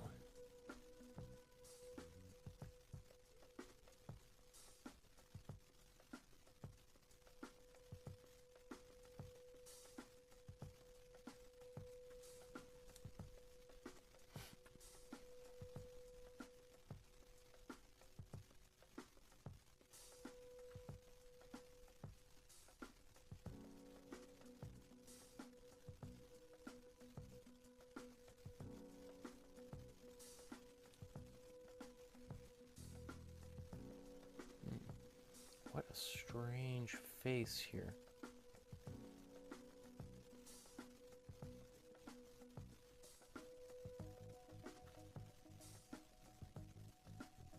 So I got kind of two lines here.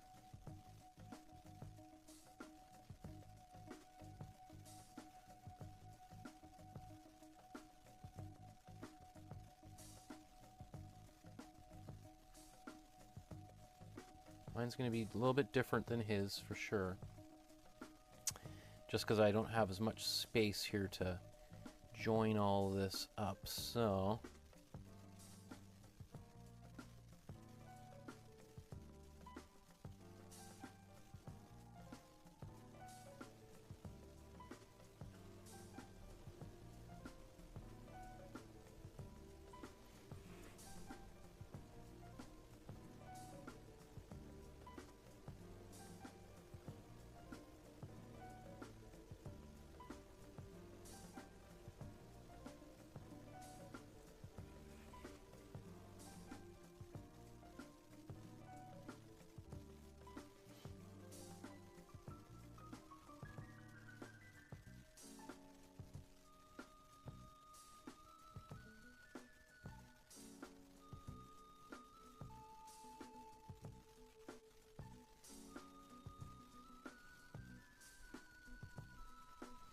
You know, to do these little tiny brush strokes, you know, my paintbrush, I've got to as close to a point as I can. And just to kind of how I'm doing that, I did add a little bit of water to help me. To kind of get this a little bit more fluid. And then I'm taking my brush and just spinning it out so I get that nice point. And then I'm just barely touching the surface of this picture. I'm just... It's like I'm petting a mosquito or something, you know? I'm like... I don't want to hurt it. So I'm just touching the top there. You know, my face, again, is a little bit different shape than what he's drawn there. Now let's do some of these dots. And again, the tendency for when we're doing little dots is to get really impatient, and then we get these kind of ugly blobs, right? You gotta take your time.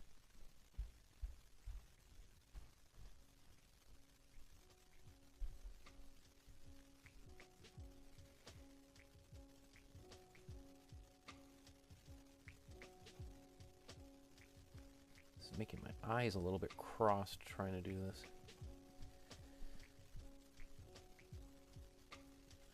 Okay. I think, you know, maybe while I'm right here, I'm just gonna get this.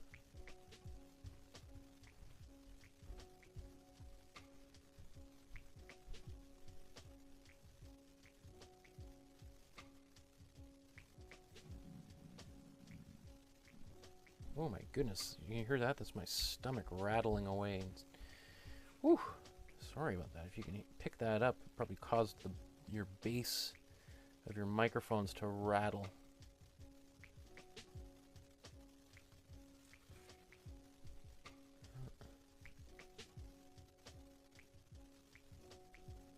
base of your headphones, I mean.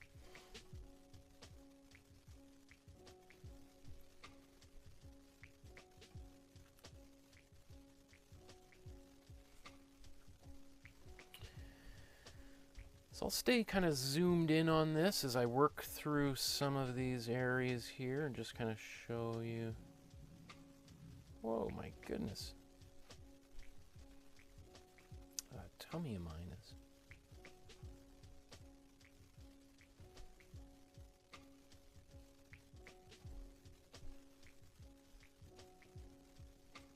This is so crazy to see this thing appearing on the canvas. I've just, as I said, I've been thinking about it for so long to finally actually do it. It's so satisfying. I'm just gonna see if I can erase these original lines that I drew here.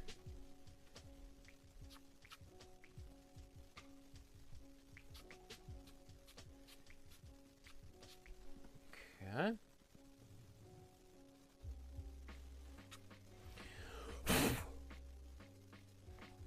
That was a little bit of a dumb idea to erase and then blow it into that wet paint. I could have had a pretty catastrophic situation there with the paint smudging all over the place. So, but you know, I'm trying to make all the mistakes for all of us here. Oops, let's go this way.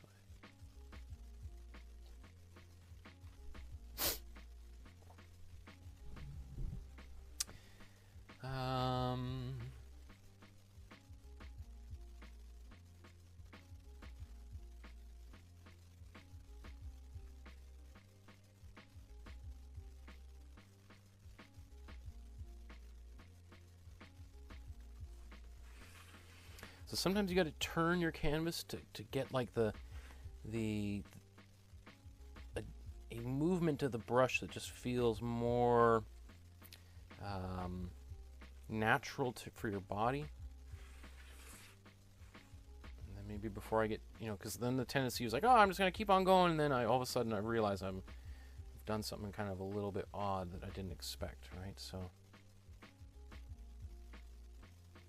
and the you know, there's that urge just to like, okay, well, it's a simple painting, I'm going to race right through and do it, and then it does look sloppy, and then it does look like it was done by a 10-year-old, right? It's the key to doing a simple painting is having some patience.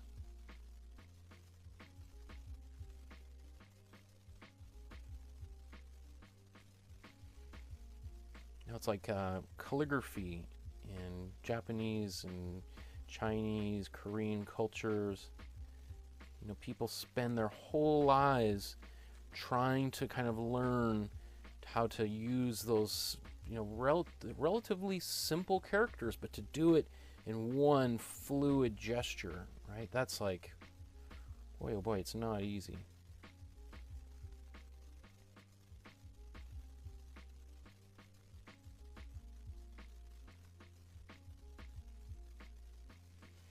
You know, obviously his figure was a little bit longer here. I really like what he did there, but it's just not going to make any sense if I keep, you know, drawing those abdominal muscles, you know, his six-pack on his thigh here, right? So I got to just, okay, well, I'm just going to move on.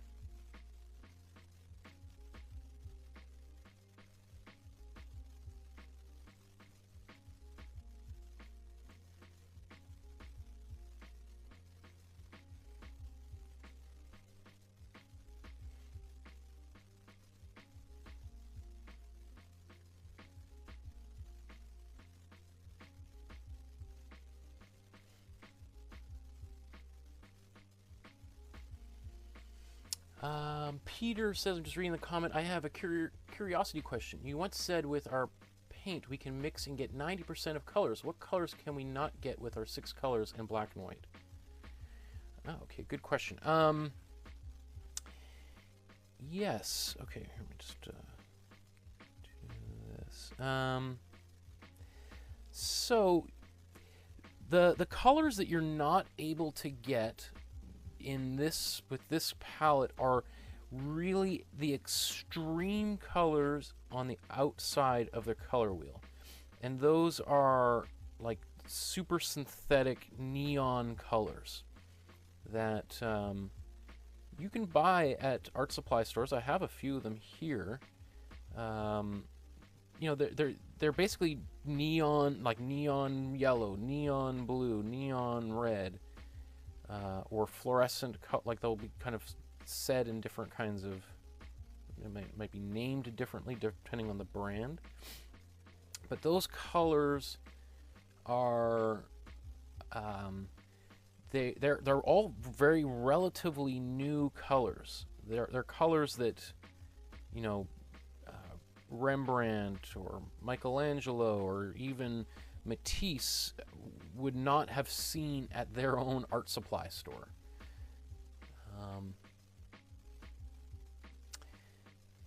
Because they're relatively recent. I mean, they're colors that might have existed in nature, you know, with if you were to like look into the sun and see like a sun's, you know, like the and then you look away and you got that kind of, you know, the after effect in your eyes, and but they weren't colors that artists could mix or find elsewhere or in nature, except maybe like on maybe some fish at the bottom of the ocean kind of thing.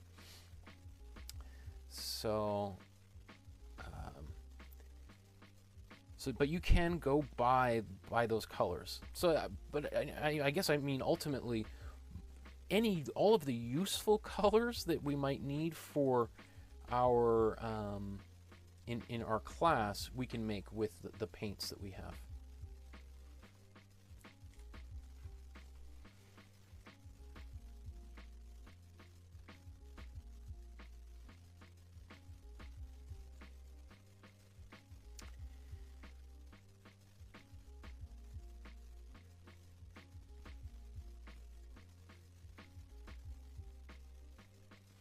You know, I could do everything I'm doing right now in about 3 minutes, and I could just blast through, finish this painting, and be done with it.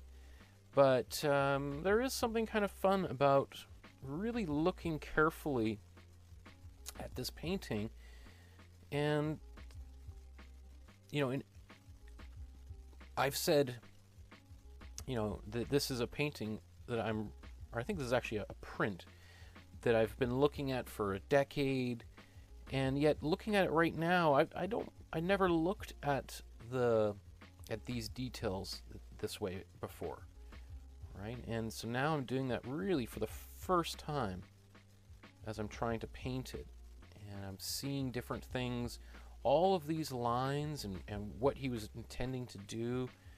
You know, I think it's super fun to explore. It's like looking down at something under a microscope. You're like, oh wow, look at that! All these things that I never knew existed. This microcosm.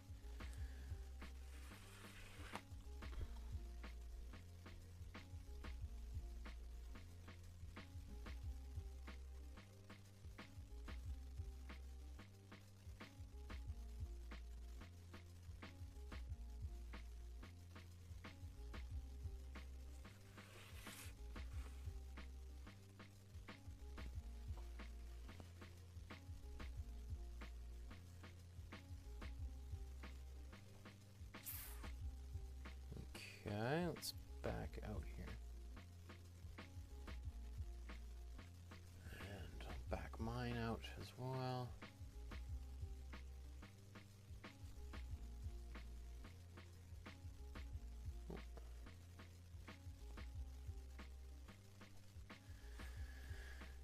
Okay. So what do you think? I'd be interested to hear what you think about this here. Should I paint that out, or does it matter if these lines are over top, if that purple? Like, what do you think? I'd be interested to hear in the comments what you think. And the more people that vote one way or the other, I'll make the change. So if you think I should keep it, I'll keep it. If you think I should paint over it, I'll paint over it. So which voices will be the strongest here?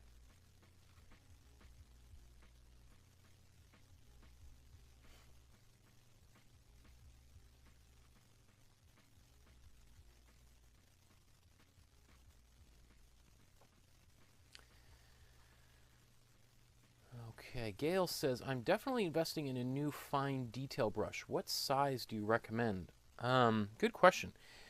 So you can get lots of, every brush manufacturer has different names for their brushes and for whatever, for the different sizes. So if I say size 1, 2, or A or B, or Roman numeral 2, all those kind of things are a little bit meaningless because they're going to be different for each company.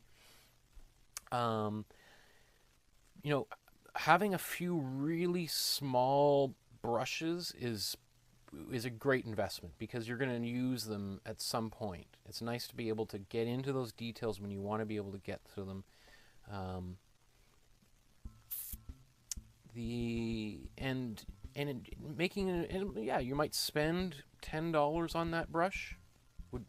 If you spent $10 on a small brush, that brush could last you a couple of years, depending on how much you're painting. If you're painting literally every single day, you might go through that $10 brush in a matter of a month, right?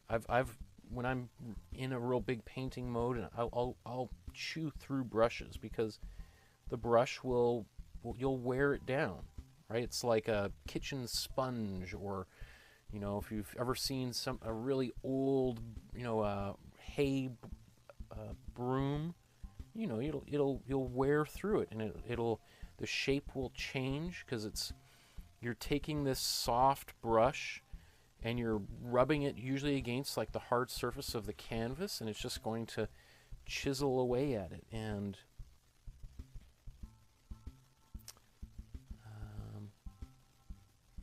but if you're following along with me and you're making a couple paintings a week, a brush like that could last you 5 or 6 years.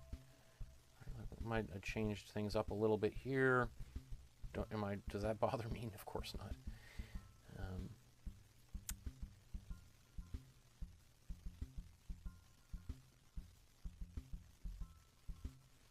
Again, I'm going to paint this loosely first, and if I want to widen it, I'm going to do that afterwards.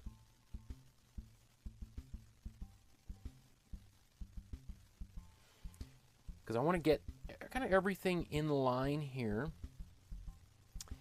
and then kind of step back, and then you see I'm going to have to fix that at some point, so I'm just going to get all these lines in, and then the painting's going to tell me where I got to widen things up a bit if I do need to do that.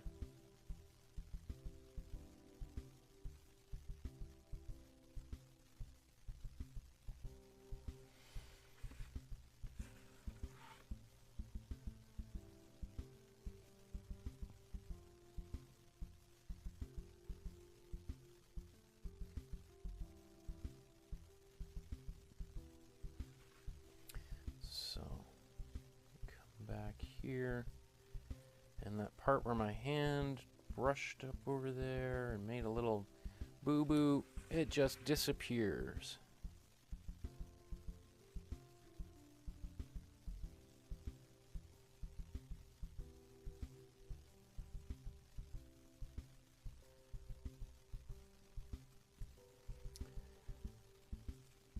Gail says I should paint over that line. She the only voice?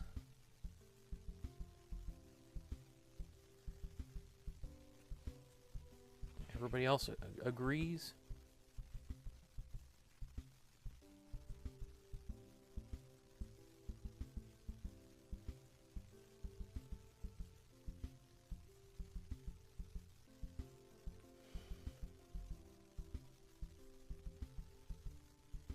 I don't mind painting over it. It might be kind of helpful to see me trying to correct that mistake, or if I consider it to be a mistake. It's not going to be easy to pull it off, because it could, if I don't get that same color mixed, and I'm looking at my palette and that color is dry, so I don't have that same color, so I'd have to mix it again. And that's not an easy thing to do, is to match up those colors. So the easier thing would be just to leave it and to embrace that mistake, and just say it wasn't a mistake at all. But I'm more than happy to, so I'm happy to leave it or to try to fix it either way. I mean, I would probably, my instinct would be just to leave it and just move forward, but if it pleases people to see me trying to solve that problem, I'm happy to indulge those of you that are following along and watching me.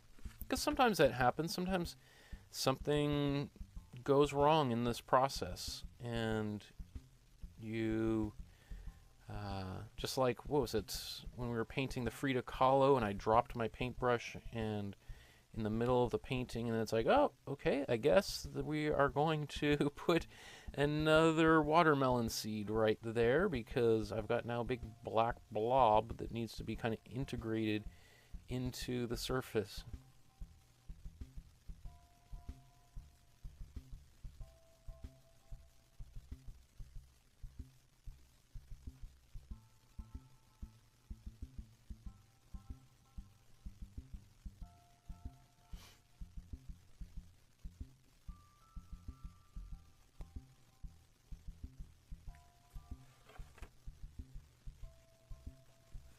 This is so cool. Oh my goodness, I'm so happy. Even if, again, it's not the same painting, but it's a painting that I've been thinking about, and here it is, like, materializing in front of me. I would suggest, you know, if you've got paintings like that you feel the same way about, that paintings that you see in a museum, and they just, some paintings for some reason stick in our minds, and you know, you go to the gift shop afterwards and they don't sell a postcard of it, and you go and you try to take a picture, and the guard, you know, comes by and yells at you, and you're like, but there's no I do this all the time. Like, I'm always traveling, and I love buying postcards of the artwork that I like in the museum, but there's often a lot of the paintings I like aren't necessarily the ones that the museum makes money off of on postcards, etc. And so they're not available in the gift shop. And you know, it's like those are and you know, they don't want you taking a picture of it. And it's like, well, how do I make that memory live on? Like,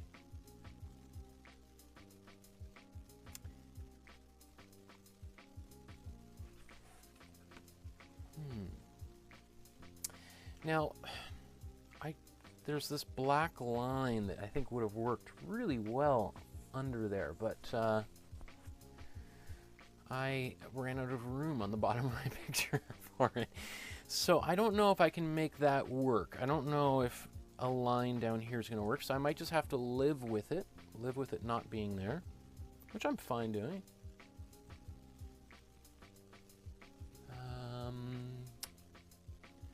Peter says, I don't mind the purple line through the arm, may be worth making that mistake elsewhere. There you go, Peter. The student becomes the teacher. Yes.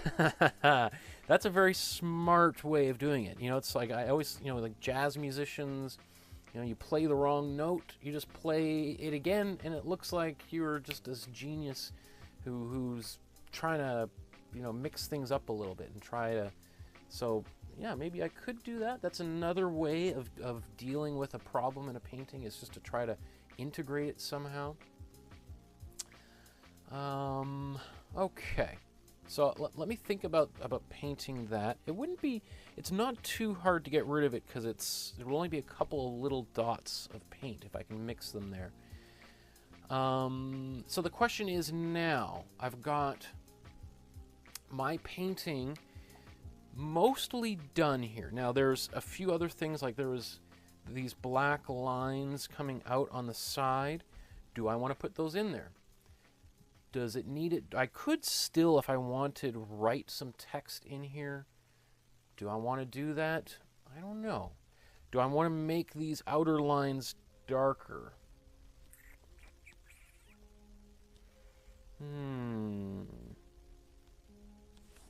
I think I want to make some of these outer lines darker. I think I want to make some of these lines here heavier. Because I think one of the features of this figure is some of these big, heavy, dark lines on there, which are kind of unusual. And right now, I've only got that big, dark line. I mean, this is the thickest line in the whole thing. It's right on the back of the head. And that looks a little odd. So let's... I'm going to widen these abdominal lines. Not quite as heavy as his are. Again, I'm being a little bit tentative, right? And because I also want to model that for people too, is just like,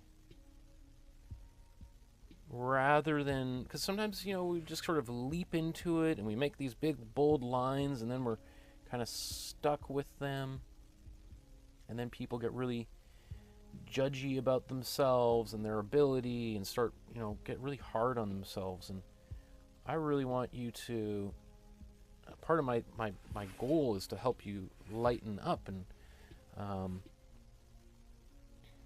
so part of that is just maybe, oh, you see a smudge to that up there, so that's going to get a little wider.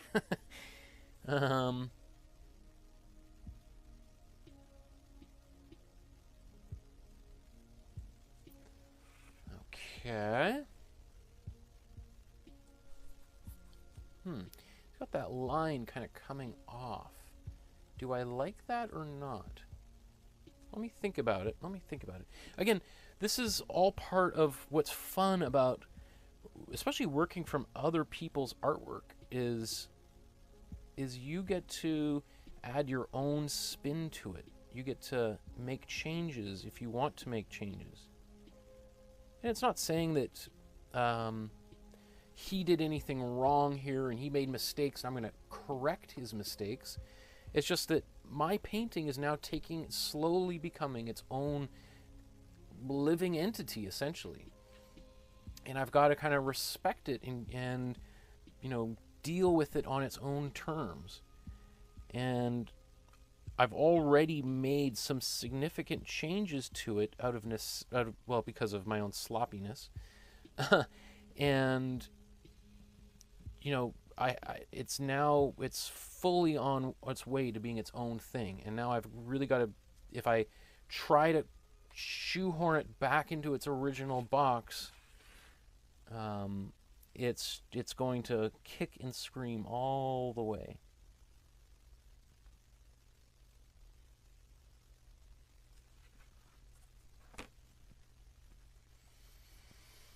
His lines are even thicker than mine, for sure. But again, before I just leap there, I'm gonna just keep on kind of taking my time here.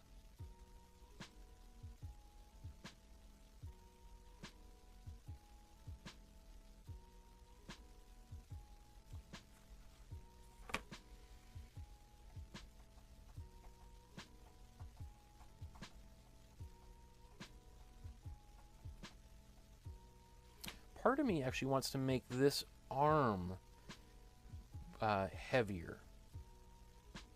I don't know. Just compositionally. Up here.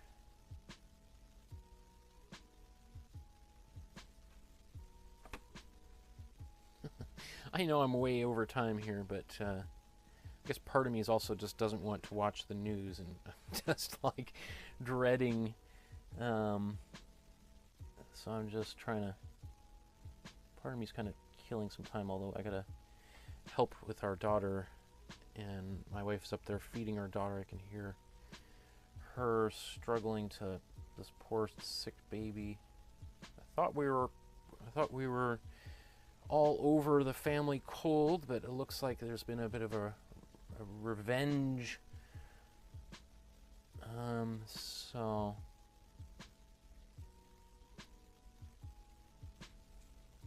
which caused our daughter to get sick right before class began.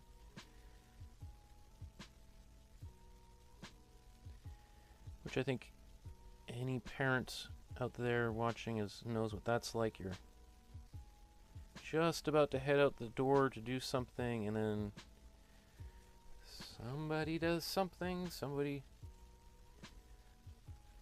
barfs or breaks something or has a tantrum or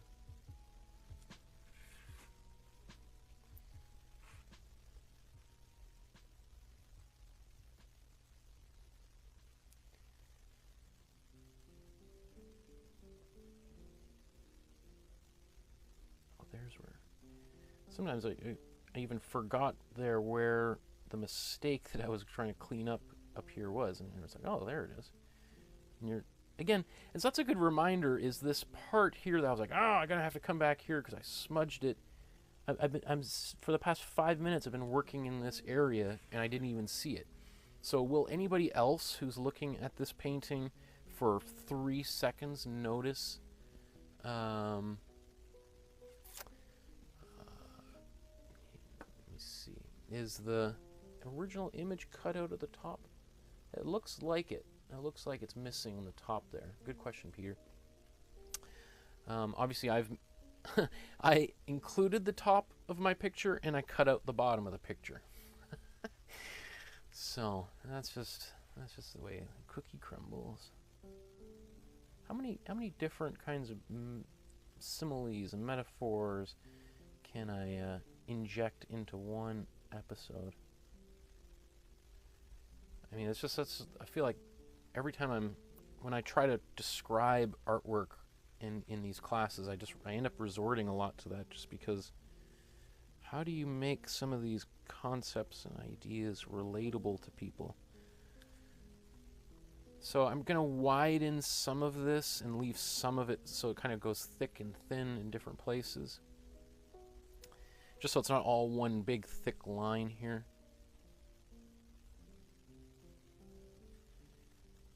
Thicken it right here at the kind of widest part of this vessel.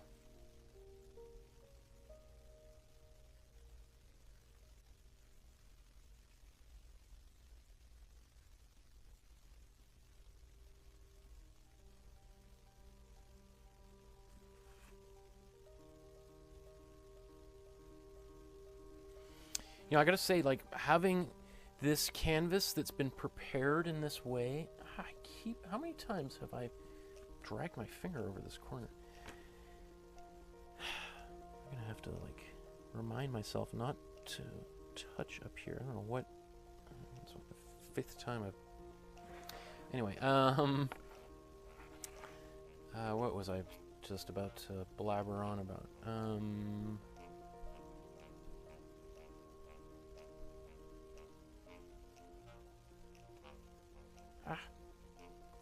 So this is what happens when you add a little water to the paint.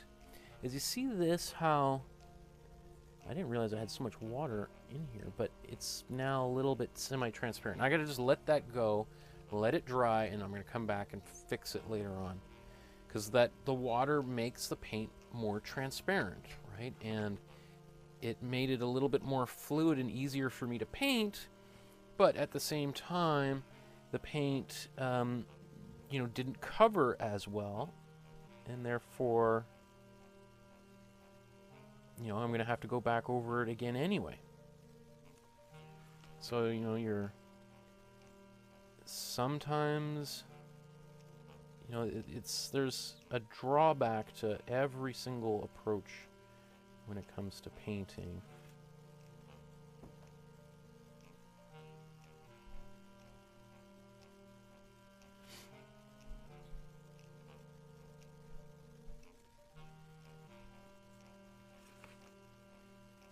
That's a big glob of paint. I didn't mean to Get on my brush.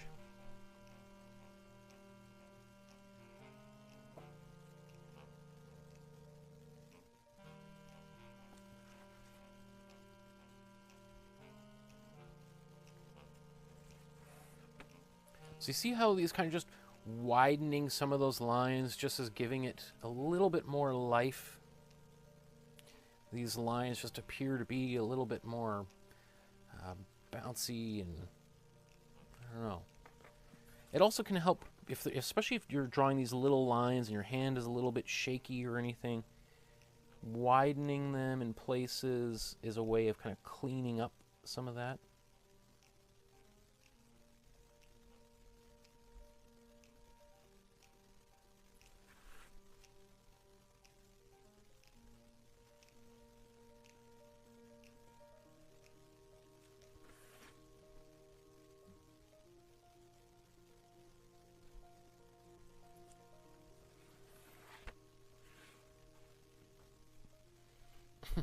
I'm sure if Chris Ofili ever saw this, he'd be like, well, that's an odd choice of one of my paintings to reproduce. Really? Of all the things, right? That's the one.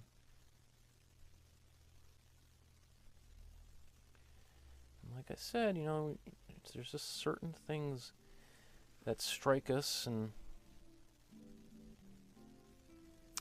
as interesting, and sometimes it's just really hard to explain.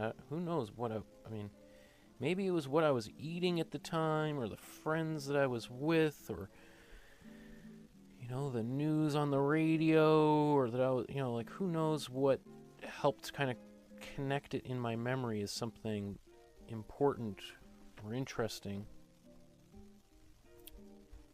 But the fact is, it's there. It's rattling around in my brain cage.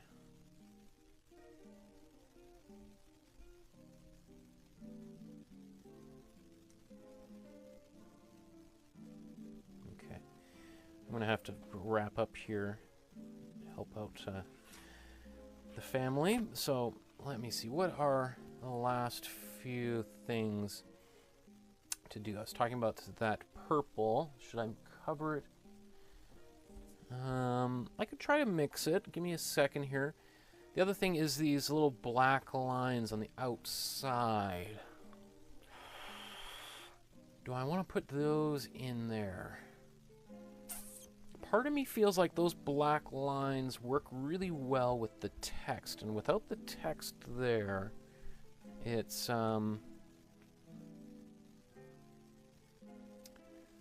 maybe not as necessary, because then those lines might interrupt all these little lines on the inside. So I may resist that urge to put them in there. Although,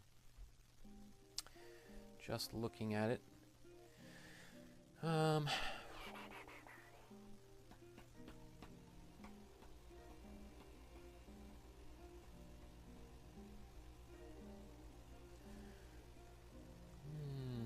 going to widen this down here.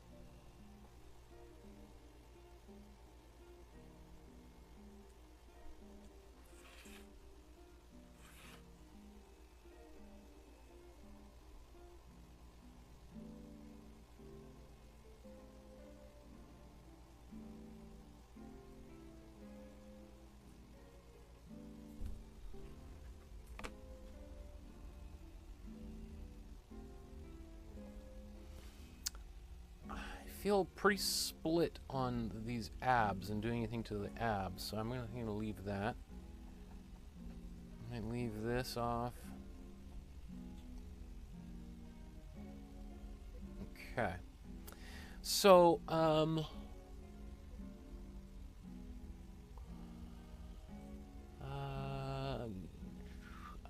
Gail says, I see the larger black areas reflecting the muscles needed by the runner. Mind, chest, guts, hamstring, and quads.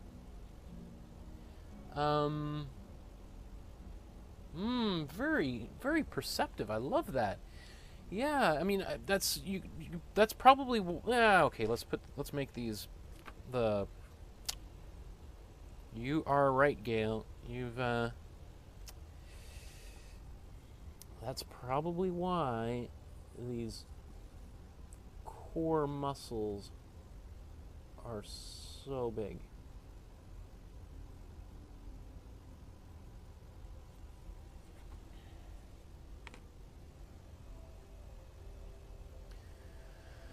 And that's why the arms aren't as big either, right?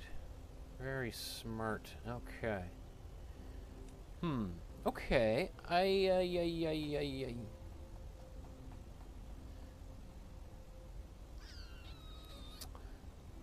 think I'm going to do those little lines on the outside. I feel like it's a little plain on the outside. And then I'm going to wrap up. So let's say 10 minutes will all be done. And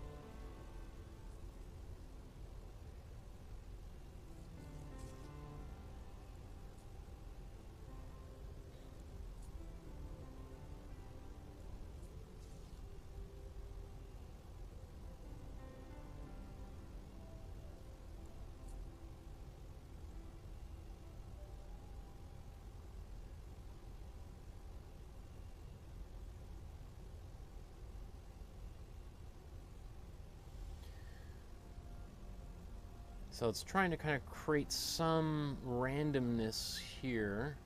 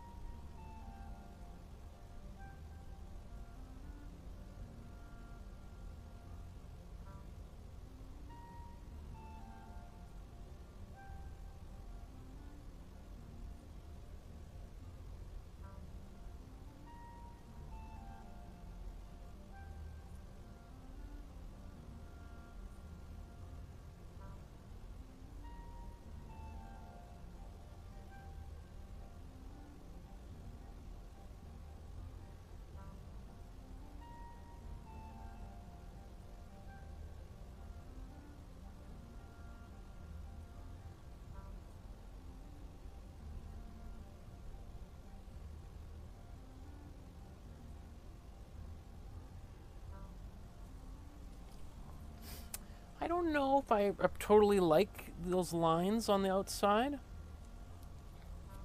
Or I don't necessarily like maybe the way that I did them.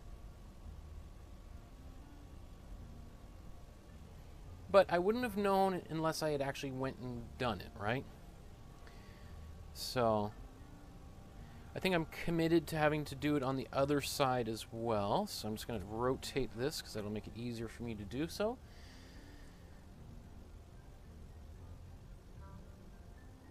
You know, I always say to myself, like, especially if I take a painting too far, that, well, okay, I've done it once. I can always do it again. Now that I know it, I've proven it to myself. So if I want to do it over, I can do it over. Maybe I'll do it better the second time around. Right? That's the hope, right? Is that you're learning, you're picking up new skills. So in theory, it should be easier and better a second time.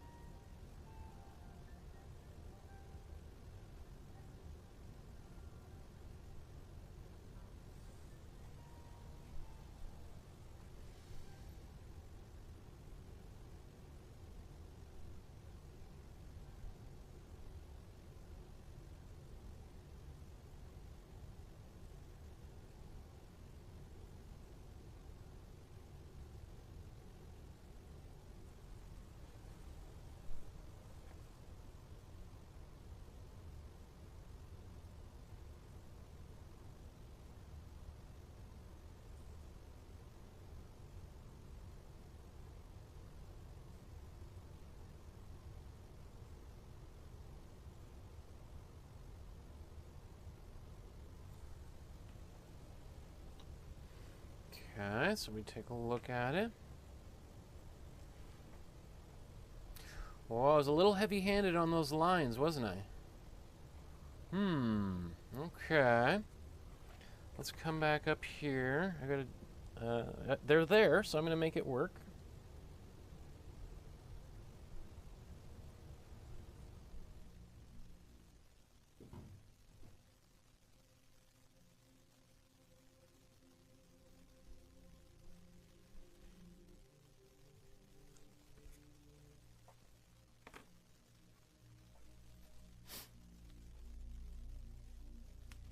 Part of me wants to make a black line here really badly.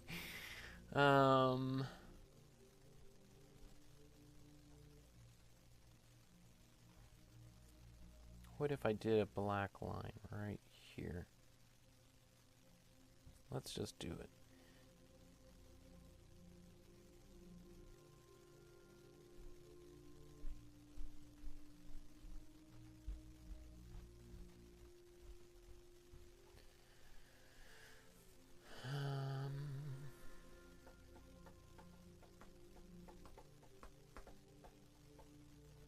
Feels a little bit light at the top, doesn't it? But maybe that's okay.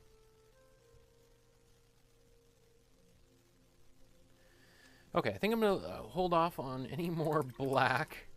I'm going to try to mix this color, and I'm going to try to see if I can get a similar color here. And then I'll call it a day.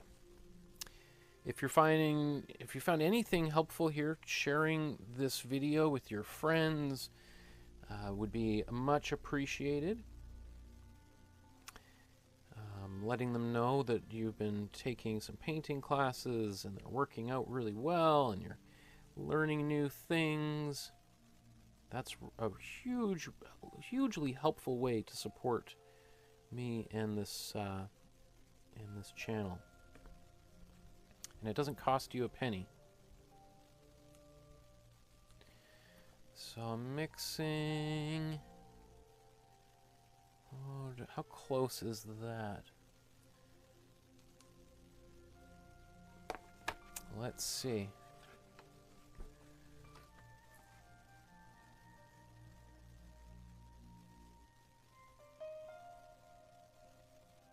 It's not for the faint of heart.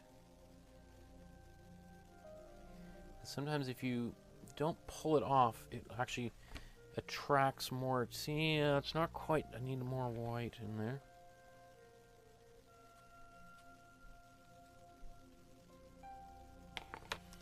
And it's also difficult too because the paint changes color as it dries. It tends to lighten up a little bit.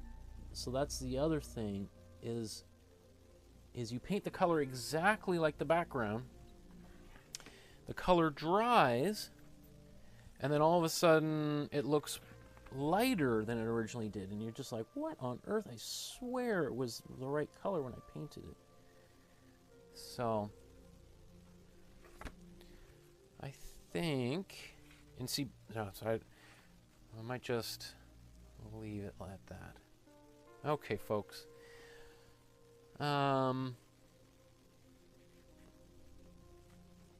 I've achieved, I think, my goal for this painting to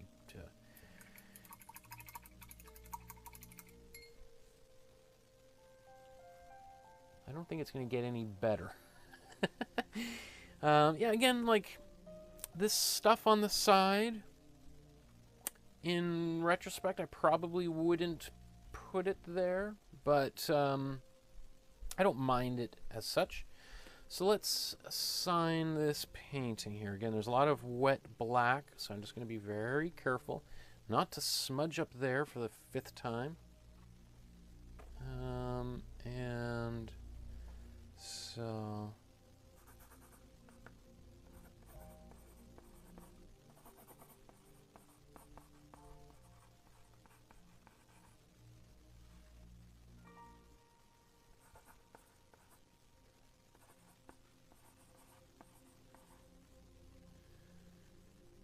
this is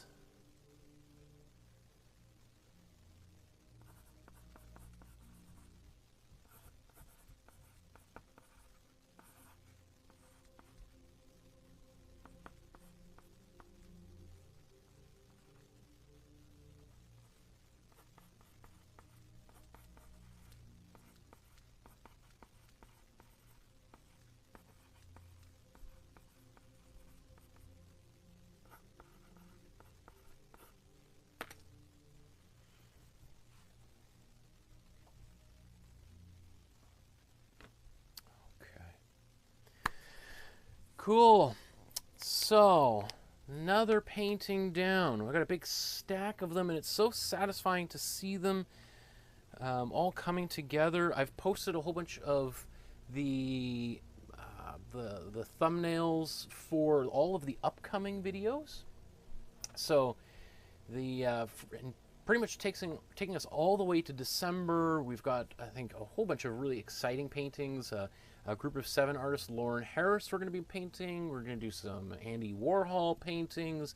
Alex Katz, probably one of my favorite portrait painters of all time. Mary Cassatt, one of the most famous Impressionists, the only female Impressionist painter to be accepted into the Salon and to exhibit next to Monet.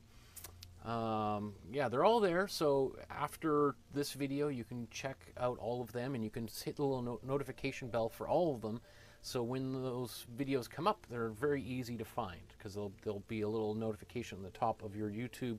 You can just click on that. You won't have to do any kind of deep searching to find them. So if this is the first time you've seen me, hopefully you've enjoyed yourself. Hit subscribe, and we'll see you on in the next one. On the next video is David Hockney. We're going to paint some dogs on Thursday. So that's really, David Hockney is, I think, probably the greatest living artist that we have. He's a British artist, just like Chris Ofili. Very different approach to painting. So we're going to kind of apply some very different techniques. But if you get some gesso and you have a chance to kind of prime your canvas a little bit, give it a quick sand, I think you're also going to find that painting, just like any of the other paintings, even if you take this knowledge and go back to the very beginning, is going to make everything just so much easier going forward. And maybe you go out and buy a little finer, nicer paintbrush as well. Okay. I don't know about you, but I am hungry, and my eyes are a little bit crossed from doing all that fine detail work. So I'm going to take it easy for the rest of the evening here, and trying not to get too obsessed with watching the news, because we probably won't know anything for weeks anyway. So nothing I can do about it. Don't sweat the small stuff. We'll see you here on Thursday for a whole nother completely different painting. See you, everybody. Welcome, or thank you for stopping by my studio, and I'll welcome you next time. Okay, everybody. Bye-bye. Have yourself a wonderful time.